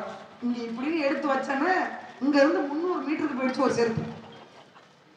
இதை எடுக்க ஓடலான்னு இந்த காலத்துக்குன்னு இது ஓடிடுச்சு. இப்படியே ரெண்டையும் எடுத்துக்கிட்டு நான் நைட்டு 7 மணிக்கு தான் வீட்டுக்கு போய் சேர்ந்தேன். நிறைய பேருக்கு டவுசர் கொடுப்பாங்க, வெள்ளை சட்டை, ஒரு காக்கி டவுசர். நீங்க அந்த கொடுமையெல்லாம் எங்க அண்ணெல்லாம் அந்த டவுசர் போட்டு வந்தவர் தான் வளர்ந்தவர். அது எப்படின்னு கேளுங்க, நம்ம கொக்கியெல்லாம் மாட்ட வேண்டிய அவசியமே இல்லைங்க. அவ்வளோதான் கஷ்டப்படுத்துறாரு, பிடிச்சிக்கிட்டே போயிடுங்க, அது பிடிச்சிக்கிட்டு மட்டும் தான் போகணும். அப்படி ஒரு ட்ரௌசர் வழங்க வந்துட்டோம். கிறங்க அந்த பிள்ளைங்க படிக்கிற பிள்ளைங்களுக்கு ஒரு அளவு எடுத்து இந்த இதுதான் அளவு அப்படின்னு தச்சு கொடுக்க ஒரு திட்டம் இல்லை. ஏன்னா நாங்க கொடுத்துருவோம் அதுக்கு தகுந்த மாதிரி. அதையும் பாருங்க, அதுல பட்டன் வச்சிருப்பாங்க அந்த சட்டையில. வீட்டுக்கு போறதுக்குள்ளே பட்டன் ஒண்ணுமே இருக்காதுங்க, எம்டியா தான் இருக்கும். நம்மளால என்ன பண்ணுவாங்க, ரஜினிகாந்த் இப்படிலாம் இருந்த திட்டம். நான் கூட அப்பெல்லாம் என்ன நினைப்பேன், மொத்த பேரும் கணக்கெடுக்கிறதுக்கு முடியாது போல இருக்கு, ரொம்ப கஷ்டம் போல இருக்கு. ரொம்ப ஈஸிங்க, ரொம்ப ஈஸி. விக்ரவாண்டிக்கு போய் பாருங்க, 4 பேனா வச்சுக்கிறாங்க, ஒரு பட்ஜெட்டை வச்சுக்கிறாங்க, 4 கலர், 3 பேனா, ஒரு பென்சில். இந்த பென்சில்லாம் வட்டம் போடுறாங்க. அதெல்லாம் நாம் தமிழர் ஓட்டு கண்டிப்பா விழாதான் அவங்களுக்கு, விழாதான். இந்த பிளாக் பென் வச்சிருக்காங்க, இது இப்படி போகுமா அப்படி போகுமான்னு தெரியாது. இந்த ரெட் பென் எல்லாம் பாத்தீங்கன்னா உதயசூரியன், காசு கொடுத்தா ஓட்டு போட்டுருவாங்க.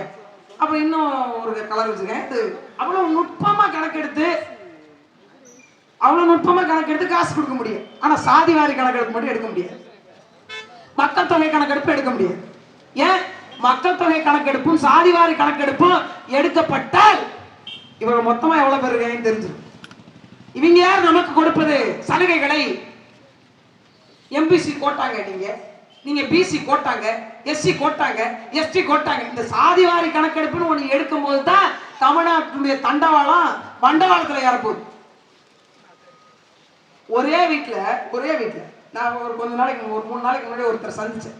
ஒரே வீட்டுல அவர் ஒரு சாதின சாதி சர்டிபிகேட், அவர் மருமகன் ஒரு சாதி, அவர் மகன் ஒரு சாதி.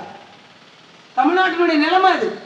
இப்ப எனக்கெல்லாம் பாருங்களேன், இவங்களுக்கு எப்படி இருக்குன்னு தெரியல, எனக்கு இந்து மீனவர்னு இருக்கு, என்னோட சாதி சான்றிதழ்ல இந்து மீனவர்னு இருக்கு. யாருக்காவது இந்து விவசாயி சர்டிபிகேட் இருக்கா? எங்களுக்கு இருக்கு, இந்து மீனவர். ஒரு செய்கின்ற வேலையவே எங்களுக்கு சாதியா மாத்தி, தொழிலையே, ஒரு பாரம்பரியத்தையே, ஒரு பழம் தொழிலையே எங்களுக்கான சாதியா மாத்தி வச்சிருக்கோம். நாங்கள் யார், உண்மையிலேயே எங்களுக்கான அந்த சமூகத்தின் பால் இவங்க வச்சிருக்கக்கூடிய அந்த சாதிய கணக்கீடு என்ன, ஒட்டுமொத்தமாக நாங்க எவ்வளவு இருக்கிறோம், எங்களுக்கான இடஒதுக்கீடு என்ன, எங்களுக்கான வாழ்வாதாரம், ஒரு கணக்கெடுப்பு முறையாக கிடையாது. உங்க வீட்டுல எத்தனை பிள்ளைங்க இருக்கிறாங்கன்னே தெரியல என்கிற பட்சத்தில் அவங்களுக்கான உணவை நீங்கள் எப்படி தயார் செய்வீங்க? நியாயமான கேள்வியா இல்லையா? உங்க வீட்டுல மொத்தம் எத்தனை பேர் இருக்காங்கன்னு தெரியல, எப்படி சமைப்பீங்க? 5 பேர் சமைக்கிறோம் அப்படின்னா ஒரு 3/4 படி அரிசி போடுவோம்பா. 2 பேர் விருந்தாளி வந்துட்டாங்க அப்படின்னா 1 படி அரிசி போடுவோம்பா. அப்படி கணக்கெடுத்து தானே சமைக்கிறீங்க, இல்ல மொத்தமா அள்ளி கொட்டி வேக வச்சு வடிச்சு தின்றோமா? இல்ல. ஒரு மாநிலத்தினுடைய மக்கள் எவ்வளவு பேர் இருக்காங்க தெரியாது இந்த அரசு. ஒரு மாநிலத்தினுடைய வாக்காளர்கள் முறையாக எத்தனை பேர் இருக்காங்க தெரியாது. ஒரு மாநிலத்தினுடைய மக்கள் எத்தனை சமூகத்தின் மக்கள் இருக்காங்க தெரியாது. அப்புறம் எப்படி நீங்க பிரதிநிதித்துவம் தருவீங்க? எதன் அடிப்படையில் வேட்பாளர்களை நிறுத்துவீங்க? எதன் அடிப்படையில் வேலை வாய்ப்பு கொடுப்பீங்க? எதன் அடிப்படையில் கல்வி உரிமை கொடுப்பீங்க? தெரியாது. வாழ்த்தவன் வாழ்ந்துட்டு போயிடுவான். அப்படித்தானே இங்க நாம அப்படித்தானே ஓட்டே போடுறோம். இவர் எங்க ஆளுக அப்படித்தானே ஓட்டு போடுறோம். இந்த ஆளுக எந்த உங்க ஆளுகளை நம்ம ஆளுகள் நினைச்சு வாழ வச்சாளுங்க. வாழ வச்சாங்க சொல்லுங்க. ஒரே ஒருத்தட்ட போய் நான் உங்க ஆளுங்க தான் நான் போய் யார்கிட்ட சொல்லுவேன்? யார்கிட்ட சொல்லுங்க? எங்க ஆளுங்க ஒத்துருமே இல்லையா நம்ம யார்கிட்ட சொல்லுவேன்? எங்க போய் சொல்றது நாங்க உங்க ஆளுங்க தாங்க அப்படின்னு போயிட்டு காசு கொடுக்காம ஒரு சீட்டு பள்ளிக்கூடம் படிக்கிற இடத்துலயோ இல்லை கல்லூரி படிக்கிற இடத்துலயோ அல்லது ஒரு இன்ஜினியரிங் காலேஜ்லயோ அல்லது ஒரு வேலை வாய்ப்பு. இப்பதான் கண்டக்டருக்கே 10 லட்ச ரூபா கொடுக்க வேண்டியதா இருக்குல்ல. ஓஏ ஆபீஸ் அசிஸ்டன்ட்ஸ்னு அதுக்கு 5 லட்ச ரூபா பணம் வாங்குறாங்க. அவரோட சம்பளமே 7,000 ரூபாய் தான். 7,000 ரூபாய் சம்பளம் வாங்கி 5 லட்ச ரூபாயை திருப்பி வட்டி முதலமா அடைக்கிறதுக்கு எத்தனை ஆண்டுகள் ஆகும்? ஆனா ஒரு மனுஷன்ட்ட மெடிக்கல் காலேஜ் சீட்டு, ஒரு மனுஷன் ஆட்சியாளர்கள் எப்படி இருந்திருக்கிறார்கள் என்று பாருங்கள். மெடிக்கல் காலேஜ் சீட்டு மொத்தமா இருக்கிறது 2 சீட்டு. 10 அப்ளிகேஷன் வந்திருக்கு அவர்கிட்ட. ஒரே கன்ஃபியூஸ். எல்லாரும் ஒரே கிட்டத்தட்ட நெருங்கின மதிப்பெண் எடுத்திருக்காங்க. இந்த நீங்க நம்ம நினைக்கிற மாதிரி எம்பிசி எஸ்சி அந்த மாதிரி கோட்டாக்கள் இருக்கிறாங்க. எல்லாத்தையும் பார்த்து சலிச்சு ஒரு 10 பேர் எடுத்து வச்சுட்டாங்க. இல்ல 2 பேருக்கு தான் வாய்ப்பு கொடுக்க முடியும். அந்த அதிகாரிகள் குழம்பி போயிட்டாங்க. இதுல யாரப்பா தேர்ந்தெடுக்கிறது, எப்படி தான் கொடுக்கறது அப்படின்னு. இப்ப நம்ம தேர்தல் ஆணையம்னு வச்சுக்கோங்க. அபிநயா ஆளவர்க்கு, அன்னியூர் சிவா ஆளவர்க்கு. எதுக்குங்க அபிக்கு வந்து பாத்தீங்கன்னா அந்த 2வது எழுத்தை பாக்குறீங்களா இல்ல முதல் எழுத்தை பாக்குறீங்களா, எப்படிங்க முன்னாடி பின்னாடி கொடுக்குறீங்க அப்படின்னு இவங்க ரொம்ப பெரிய கன்ஃபியூஸ். அண்ணு என்ன பின்னாடி வருதான், அப்பயும் பின்னாடி வருதான், அதனால நாங்க இப்படி போட்டு கொடுத்தோங்க. எங்க அபிநயாவுக்கு பி வருங்க, 2வது எழுத்து பி வரும். அப்ப நீங்க எந்த அடிப்படையில் கொடுத்தீங்க? இது மாதிரி அவர் வந்து இந்த மாதிரி பேர் அடிப்படையிலும் கொடுக்கல, எண் அடிப்படையிலும் கொடுக்கல, சாதி அடிப்படை. அங்க வந்து வந்தார் ஒரு முதலமைச்சர், 10 அப்ளிகேஷன் இப்படி பரட்டினார், 2 தூக்கி கையில கொடுத்தார். இந்த 2 பேருக்கு சீட்டு சொல்லிட்டு போயிட்டே இருந்தார். அங்க உள்ள ஆபீசர்லாம் ஒரே அதிர்ச்சி, என்ன குழுக்கள் முறையில் தேர்ந்தெடுத்துட்டாரோ அப்படின்னு சொல்லிட்டு, இல்ல இங்கி பிங்கி பாங்கி போட்டுட்டாரோ அப்படின்னு கூப்பிட்டாரு. ஐயா நீங்க எதன் அடிப்படையில் தேர்ந்தெடுத்தீங்க? இந்த 2 அப்ளிகேஷன்ல தான் தகப்பன் பெயர்ல கையெழுத்து இல்லாம ரேகை இருந்தது. ஒரு படிக்காதவனுடைய மகன் தான் இந்த இடத்தில் படித்து ஒரு பெரும் அடையாளமாக மாற வேண்டும் என்று சொன்னான். அப்படியா? 13% இப்ப 15% காசு கொடுத்து கமிஷன் கொடுத்தால் மட்டும்தான் சாலை வரும், குடிநீர் குழாய் வரும், கழிவுநீர் தொட்டி வரும். உங்களுக்கான அனைத்து தேவைகளுக்குமே 15% தான். இங்கேயாவது பரவாயில்ல, எங்க ஊர்ல 25 25 4ஆ பிரிச்சு ஒரு பாகம் கொடுக்கலன்னா நாங்க நகர்த்தவே மாட்டோம். அவங்க சொன்னாங்க இந்த பெஞ்ச் இல்லைன்னா அந்த அடுத்த பெஞ்ச் மாறின பிறகு நீங்க வந்து பேசுங்க. பெஞ்ச் எல்லாம் மாறி ஒரு பிரயோஜனம் இல்லை ஜெமினியக்கா. ஒரே ஒரு நாற்காலி மாறினா போதும். அந்த நாற்காலியுடைய நாயகனாக நம் அண்ணன் அமர்ந்தால் போதும். எல்லா பெஞ்சும் சரியா இருக்கும். எல்லா பெஞ்சும் சரி. ஒரு சரியானவர்கள் கையில் ஆட்சி அதிகாரத்தை கொடுக்கணும். ஒரு நேர்மையானவர்கள் கையில் கொடுக்கணும். வளத்தை வளங்களாக பார்க்கக்கூடியவர்கள் கையில் கொடுக்கணும். மக்களை மக்களாக நடத்தக்கூடியவர்கள் கையில் கொடுக்கணும். நாமே எப்படி இருக்கிறோம்? சாமானிய மக்களாக நீங்க சிந்திச்சு பாருங்க. நமக்கு ஒரு நேர்மையான அதிகாரம் வேணும், நேர்மையான ஆட்சி வேணும். நாம நேர்மையா இருக்கிறோமா? சிந்திங்க. ஒரு 10 ரூபா கீழே கிடந்தது அப்படின்னா அதை எடுத்து செலவு பண்ண மனசு வராது. அது எனக்கெல்லாம் நான் ஒரு கிரகத்துல பிறந்திருக்கேன் பாருங்க. இந்த 10 ரூபாய் எடுத்துட்டேன்னா 100 ரூபா செலவு வந்துடும். நம்ம அப்படி ஒரு நேரத்தில் பிறந்திருக்கோம். அதனாலே பார்த்துக்கிட்டே இருப்பேன், வேற யாராவது எடுக்கட்டும், நம்ம எடுத்தா நமக்கு பிரச்சனை ஆயிருமே அப்படின்னு நான் ஒன்று எடுத்து நாங்கள் இருக்குங்க அதை கையால் கூட நான் எடுக்க யோசிப்பேன். அந்த 10 ரூபா இருக்கு, அதை யாரோடதுன்னு பாருங்க. இல்லைன்னா அதை எடுத்து ஒரு இல்லாதவர்களுக்கு கொடுப்போம், இல்லை ஒரு கோயிலில் போடுவோம். ஒரு காலத்துலலாம் பார்த்தீங்கன்னா ஒரு 100 ரூபாய்க்கு சில்லறை கொடுக்குறாங்கன்ற பட்சத்தில் ஒரு தவறுதலாக பொருள் ஜாமான் வாங்கினது போக மிச்சம் உள்ளதுக்கு 85 ரூபா வரணும். அவர் மறந்துட்டு 95 ரூபா கொடுத்துட்டாருன்னா வீட்டுக்கு வந்தா கூட அந்த காசு 10 ரூபா கூடுதலா இருக்க, அவன் உழைச்ச பணமாச்சே, அவன் அதை இழந்துட்டு தவிப்பானே அப்படின்னு இந்த 10 ரூபாய் தூக்கிட்டு ஓடினவங்க எல்லாம் இருக்காங்க, இப்பவும் இருக்காங்க. அதனால்தான் கொஞ்சமாச்சு மழை பெய்யும் இருக்காங்க, கொண்டு போய் கொடுப்போம். ஆனா இன்னைக்கு பல பேரோட மனநிலை எப்படி இருக்கு? இலவசமாக உழைக்காம ஏதாவது வந்தது அப்படின்னா உழைப்பில் இருந்து நாம் வெளியேற்றப்பட்டு கொண்டிருக்கிறோம். அறிவு சிறந்தவர்களே, கடின உழைப்பு தான் தமிழனுக்கான அடையாளம். கடின உழைப்பின் மீதான வருகின்ற நேர்மைதான் தமிழனுக்கான அடையாளம். அதன் மூலமாக வந்ததுதான் தமிழனுக்கான மாண்பு, அறம். இன்னைக்கு இருக்கா நம்மள்கிட்ட? இருக்கா? பிறந்துட்டோம், வளர்றோம், ஒரு காலத்துல சாக போறோம். பக்கத்து வீட்டுக்காரன் நம்ம நலத்தோடு நின்றுருப்பான். நம்ம வீட்டுல இலை விழுந்தா கூட நின்று அழுதுருப்பான். நம்ம வீட்டுல ஒரு திருமண நிகழ்வா, ஒரு ஏதாவது ஒரு தேவை நிகழ்வா, எதுவா இருந்தாலும் அவன் தான் ஓடி வந்திருப்பான். இருக்க எடுத்து போட்டிருப்பான், உறவினரை கவனிச்சிருப்பான், வாழையில வாங்க போயிருப்பான்.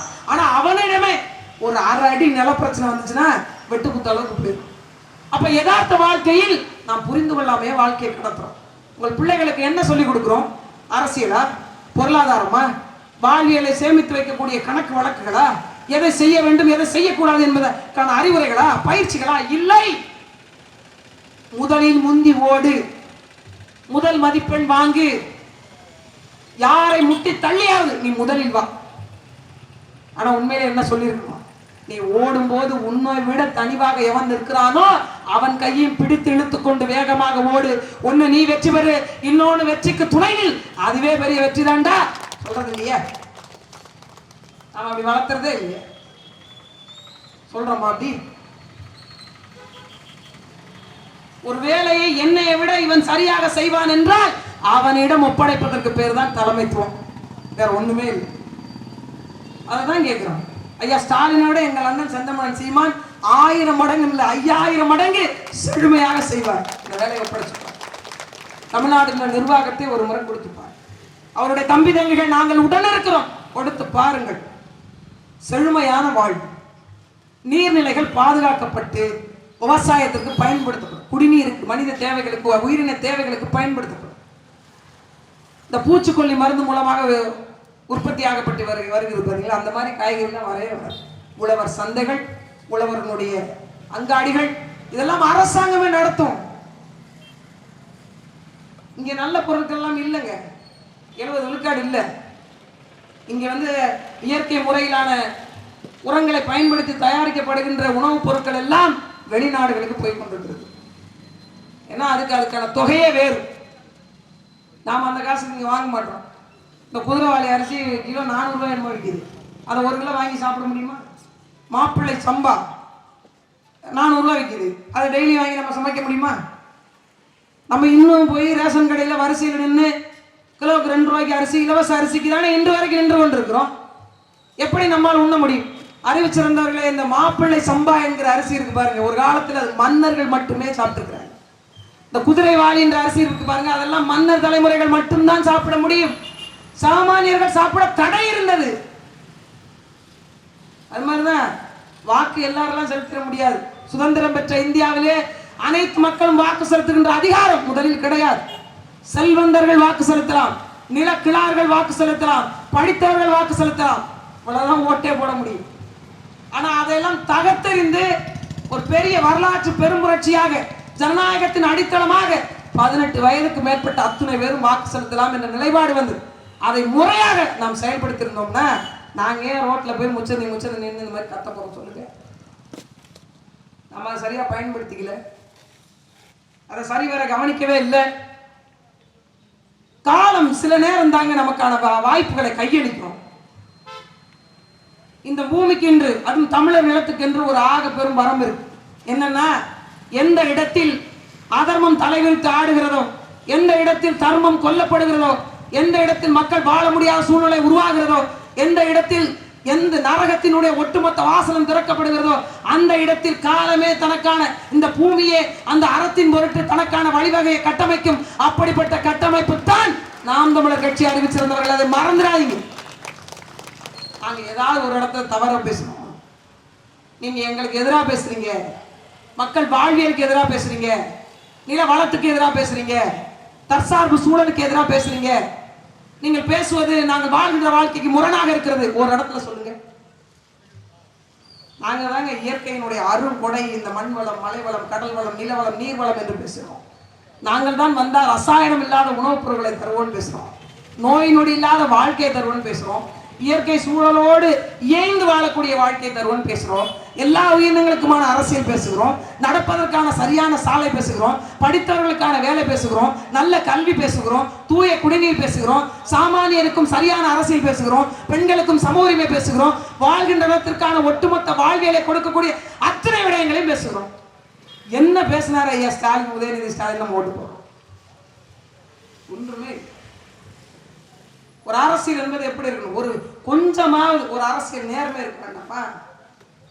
சின்ன சின்ன பிள்ளைங்க எதையாவது மாத்திர மாட்டோமான ஒரு பெரிய கனவு கண்டு கொஞ்சம் கொஞ்சமா காசு சேர்த்து, குருவி சேர்க்கிற மாதிரி சேர்த்து ஒரு கூட்டத்தை நடத்தி ஒரு நடுநிலையாக நின்ற ஒரு நாயகனுக்கு ஒரு விழா எடுப்பதற்காக ஒரு நிகழ்வு நடத்தினார்.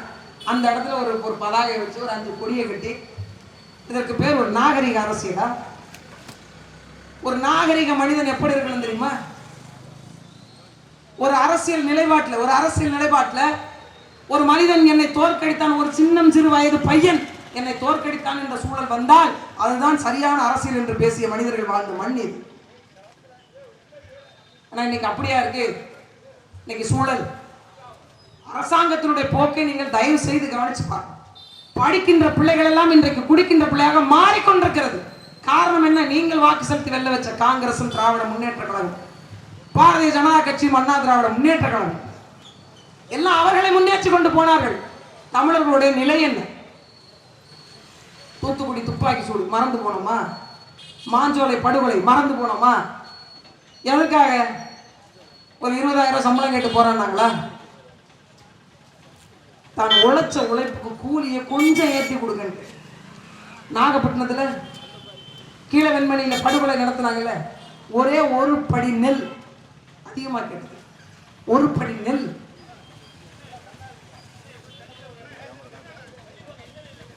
That is Dravida model. ஆமா, அப்படிதான் செய்ய. காவல்துறை ஐயா போங்க.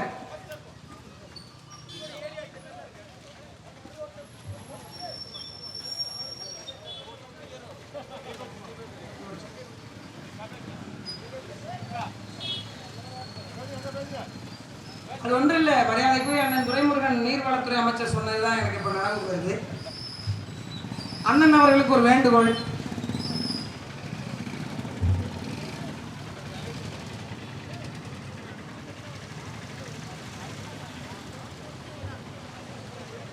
இல்லை, நீங்க டாஸ்மார்க் சரக்குகளை வாங்கி குடிக்காதீங்க, அது உடம்புக்கு ரொம்ப கேடு, அதுல கிக்கு இல்லை அப்படின்னு 2 லோட்டா உள்ள விட்டு இறக்கணும். மரியாதைக்கு ஐயா துரைமுருகன் சொல்லிக்கிறேன். நான் என்ன கேட்குறேன், இது நான் பேசுறேன், இதுக்கு ஒரு உடனே வழக்கு எழுதிவிடாதீங்க. நான் பேசுறேன். ஐயா காமராசர் அவர்களே பேசியிருக்கிறேன். சாராய விற்பனையோ கல்வி விற்பனையோ ஏதோ பற்றி பேசிட்டு இருக்கும்போது அது உடலுக்கு நல்லது அப்படின்னு பேசும்போது, அப்போ நீ 2 லோட்டா இறக்கியிருக்க தானே அப்படின்னு பேசினவர் இவர் தான். நமக்கு முன்னாடி வழக்கு போட்டு அவர் மேலே வழக்கு போடுங்க. ஏன்னா கிக்கு இருக்காதுங்க. அதனால இங்கேருந்து நேராக பஸ் ஏறுங்க, விக்கிரவாண்டி போய் இறங்குங்க, இல்லை விழுப்புரம் போங்க, இல்லை கள்ளக்குறிச்சி போங்க. நேராக ஒரு 2 பாக்கெட்டு கொடுப்பாங்க, ஒன்று 50 ரூபா தானா, வாங்கி அடிங்க. பயங்கர கிக்கு 10 லட்ச ரூபா உங்கள் வீட்டுக்கு ஃப்ரீ. இப்போ கடன்காரங்க என்ன செய்ய ஆரம்பிச்சிட்டாங்க, தற்கொலை பண்ணிக்கிட்டா சாவுறது, அந்த காலத்தில் போயா தலையை வைக்கிறது. ஏற்கனவே ஒரு தலையை வச்சு பெரிய ட்ராமாலாம் ஆடிட்டாங்க, அதனால அதை போய் தலையை வைக்கிறது. மீண்டும் அப்படி ஒரு காரியத்தை நம்ம செய்ய வேண்டாம், பேசாம கிளம்பி கள்ளக்குறிச்சி போயிடுவோன்ட்டாங்க. கள்ளச்சாராய மரணத்துக்கு 10 லட்ச ரூபாய் அறிவிச்சுட்டு அதை பெருமை பீட்டி கொண்ட ஒரு அரசு. நான் சொன்னதுதான், என் தகப்பன்களை, என் சித்தப்பன்களை, படிக்கின்ற பிள்ளைகளை, இளைஞர்களை, அடுத்த தலைமுறையை குடிக்க வைத்து மதுவிற்கு அடிமையாக்கி சிந்திக்க முடியாத அளவிற்கான ஒரு விடயத்தை எல்லாம் செய்து ஒட்டுமொத்தமாக தமிழ்நாட்டினுடைய அரசியலை குழி தோண்டி புதைத்து நாட்டினுடைய நிலவளத்தை எல்லாம் ஒட்டுமொத்தமாக அழித்து கட்டி எங்களை நிற்கதியாக நிறுத்தி வைக்கக்கூடிய இந்த திராவிட மாடலுக்கு மிகப்பெரிய ஒரு சவுக்கடி கொடுப்பதற்காக, ஒட்டுமொத்தமாக தூக்கி தூர எறிவதற்கான ஒரு வேலையை வருகின்ற 2026 சட்டமன்ற தேர்தலில் நாம் காண்பிக்கணும். எப்படி முதல் தொடக்கமாக தமிழருடைய தொடக்கம் இந்த குமரி மண்ணிலிருந்து தொடங்கியதோ, தமிழனுடைய மாண்பும் அறமும் எப்படி குமரி மண்ணிலிருந்து தொடங்கியதோ, கர்ம வீரர் காமராசர் அவர்களை தோற்கடித்தோம் என்று கொக்களித்தவர்கள் மத்தியில் வெற்றியை பறைசாற்றி நேர்மைக்கு நாங்கள் உதாரணம் என்று காட்டிய கன்னியாகுமரி மக்கள் மீண்டும் அதே போன்ற ஒரு நிகழ்வை நடத்தி காட்ட 2026 தேர்தலில் நேர்மையின் பக்கம் நிற்கக்கூடிய, எளிமையின் பக்கம் நிற்கக்கூடிய, வலிமையை உணர்ந்து நிற்கக்கூடிய, எளிய மக்களுக்கான அரசியல் புரட்சியாக இருக்கக்கூடிய நாம் தமிழர் கட்சிக்கு வாக்கு செலுத்தி வலிமை தாங்க. எங்கள் பெரும்பாட்டன் கர்ம வீரர் காமராசர் ஐயாவுடைய கனவுகள் இன்னும் மெய்ப்படலை. ஐயா கருணாநிதி அவர்கள், ஐயா ஸ்டாலின் அவர்கள் அவங்களுடைய ஆட்சியெல்லாம் பார்த்த பிறகு அவருடைய ஆத்மா இப்பயும் சாந்தி அடைஞ்சிருக்கார்.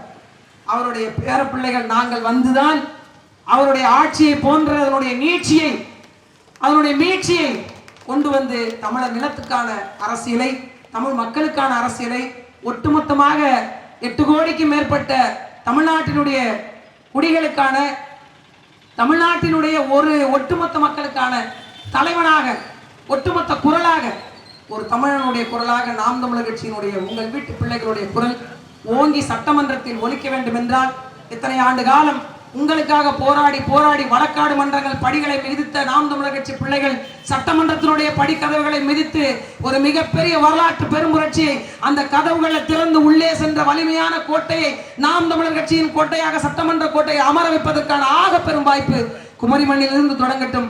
வருகின்ற 2026 தேர்தல் நமக்கான தேர்தல், நமக்கான வாக்கு, நமக்கான வெற்றி. வெல்லட்டும் தமிழ் தேசியம்.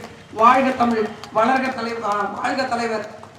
தமிழ் தேசியம் என்றும் தோற்றதாக வரலாறு இல்லை என்பதற்கான ஆக பெரும் உதாரணமாக 1000 ஆண்டுகளாக தமிழனுடைய வீரம் புதைக்கப்பட்டது, தமிழுடைய வரலாறு மறைக்கப்பட்டது, தமிழுடைய அடையாளம் ஒழிக்கப்பட்டது என்று கொக்கரித்தவர்களுக்கு மத்தியில் 1000 ஆண்டுகளுக்கு பிறகு ஈழ நிலத்தில் அதே தமிழனுடைய மாண்புக்கான புலிக்கொடியை எங்கள் தலைவன் சுமந்தது போன்று தமிழர் பெருநிலத்தில் இதே புலிக்கொடியை 1000 ஆண்டுகளுக்கு பிறகு ஒரு மனிதன் பிறந்து வந்து பறக்க விட்டு, இது கரியா சோழன் பிடித்த கொடி, ராஜராஜ சோழன் பிடித்த கொடி, ராஜேந்திர சோழன் பிடித்த கொடி, அதே கொடியை உங்கள் பிள்ளை 1000 ஆண்டுகளுக்கு பிறகான தலைமுறை கையிலும் பிடிக்க வைத்தது என்றுதான் தமிழுடைய அறம் எவ்வளவு பெரியது என்று பாருங்கள். இதே புலிக்கொடியோடு வெற்றி பலம் வந்து அந்த சட்டமன்றத்தில் ஏற்றக்கூடிய தமிழ்நாட்டு கொடியின் அருகே இந்த புலிக்கொடி நாட்டப்படும் வரை தமிழன் விழுந்துதான் கிடப்பான். அவன் வெற்றி பெற வேண்டுமானால் 26 இந்த புலிக்கொடி வென்று வர வேண்டும். வாய்ப்பு கொடுங்கள், வலிமை தாருங்கள். எளிய மக்களுக்கான அதிகாரம் வெல்லட்டும். அதிகாரம் மிக வலிமையானது, அதை அடைந்து விட்டால் அனைத்தும் எளிமையானது. நன்றி, வணக்கம். நாம் தமிழ்.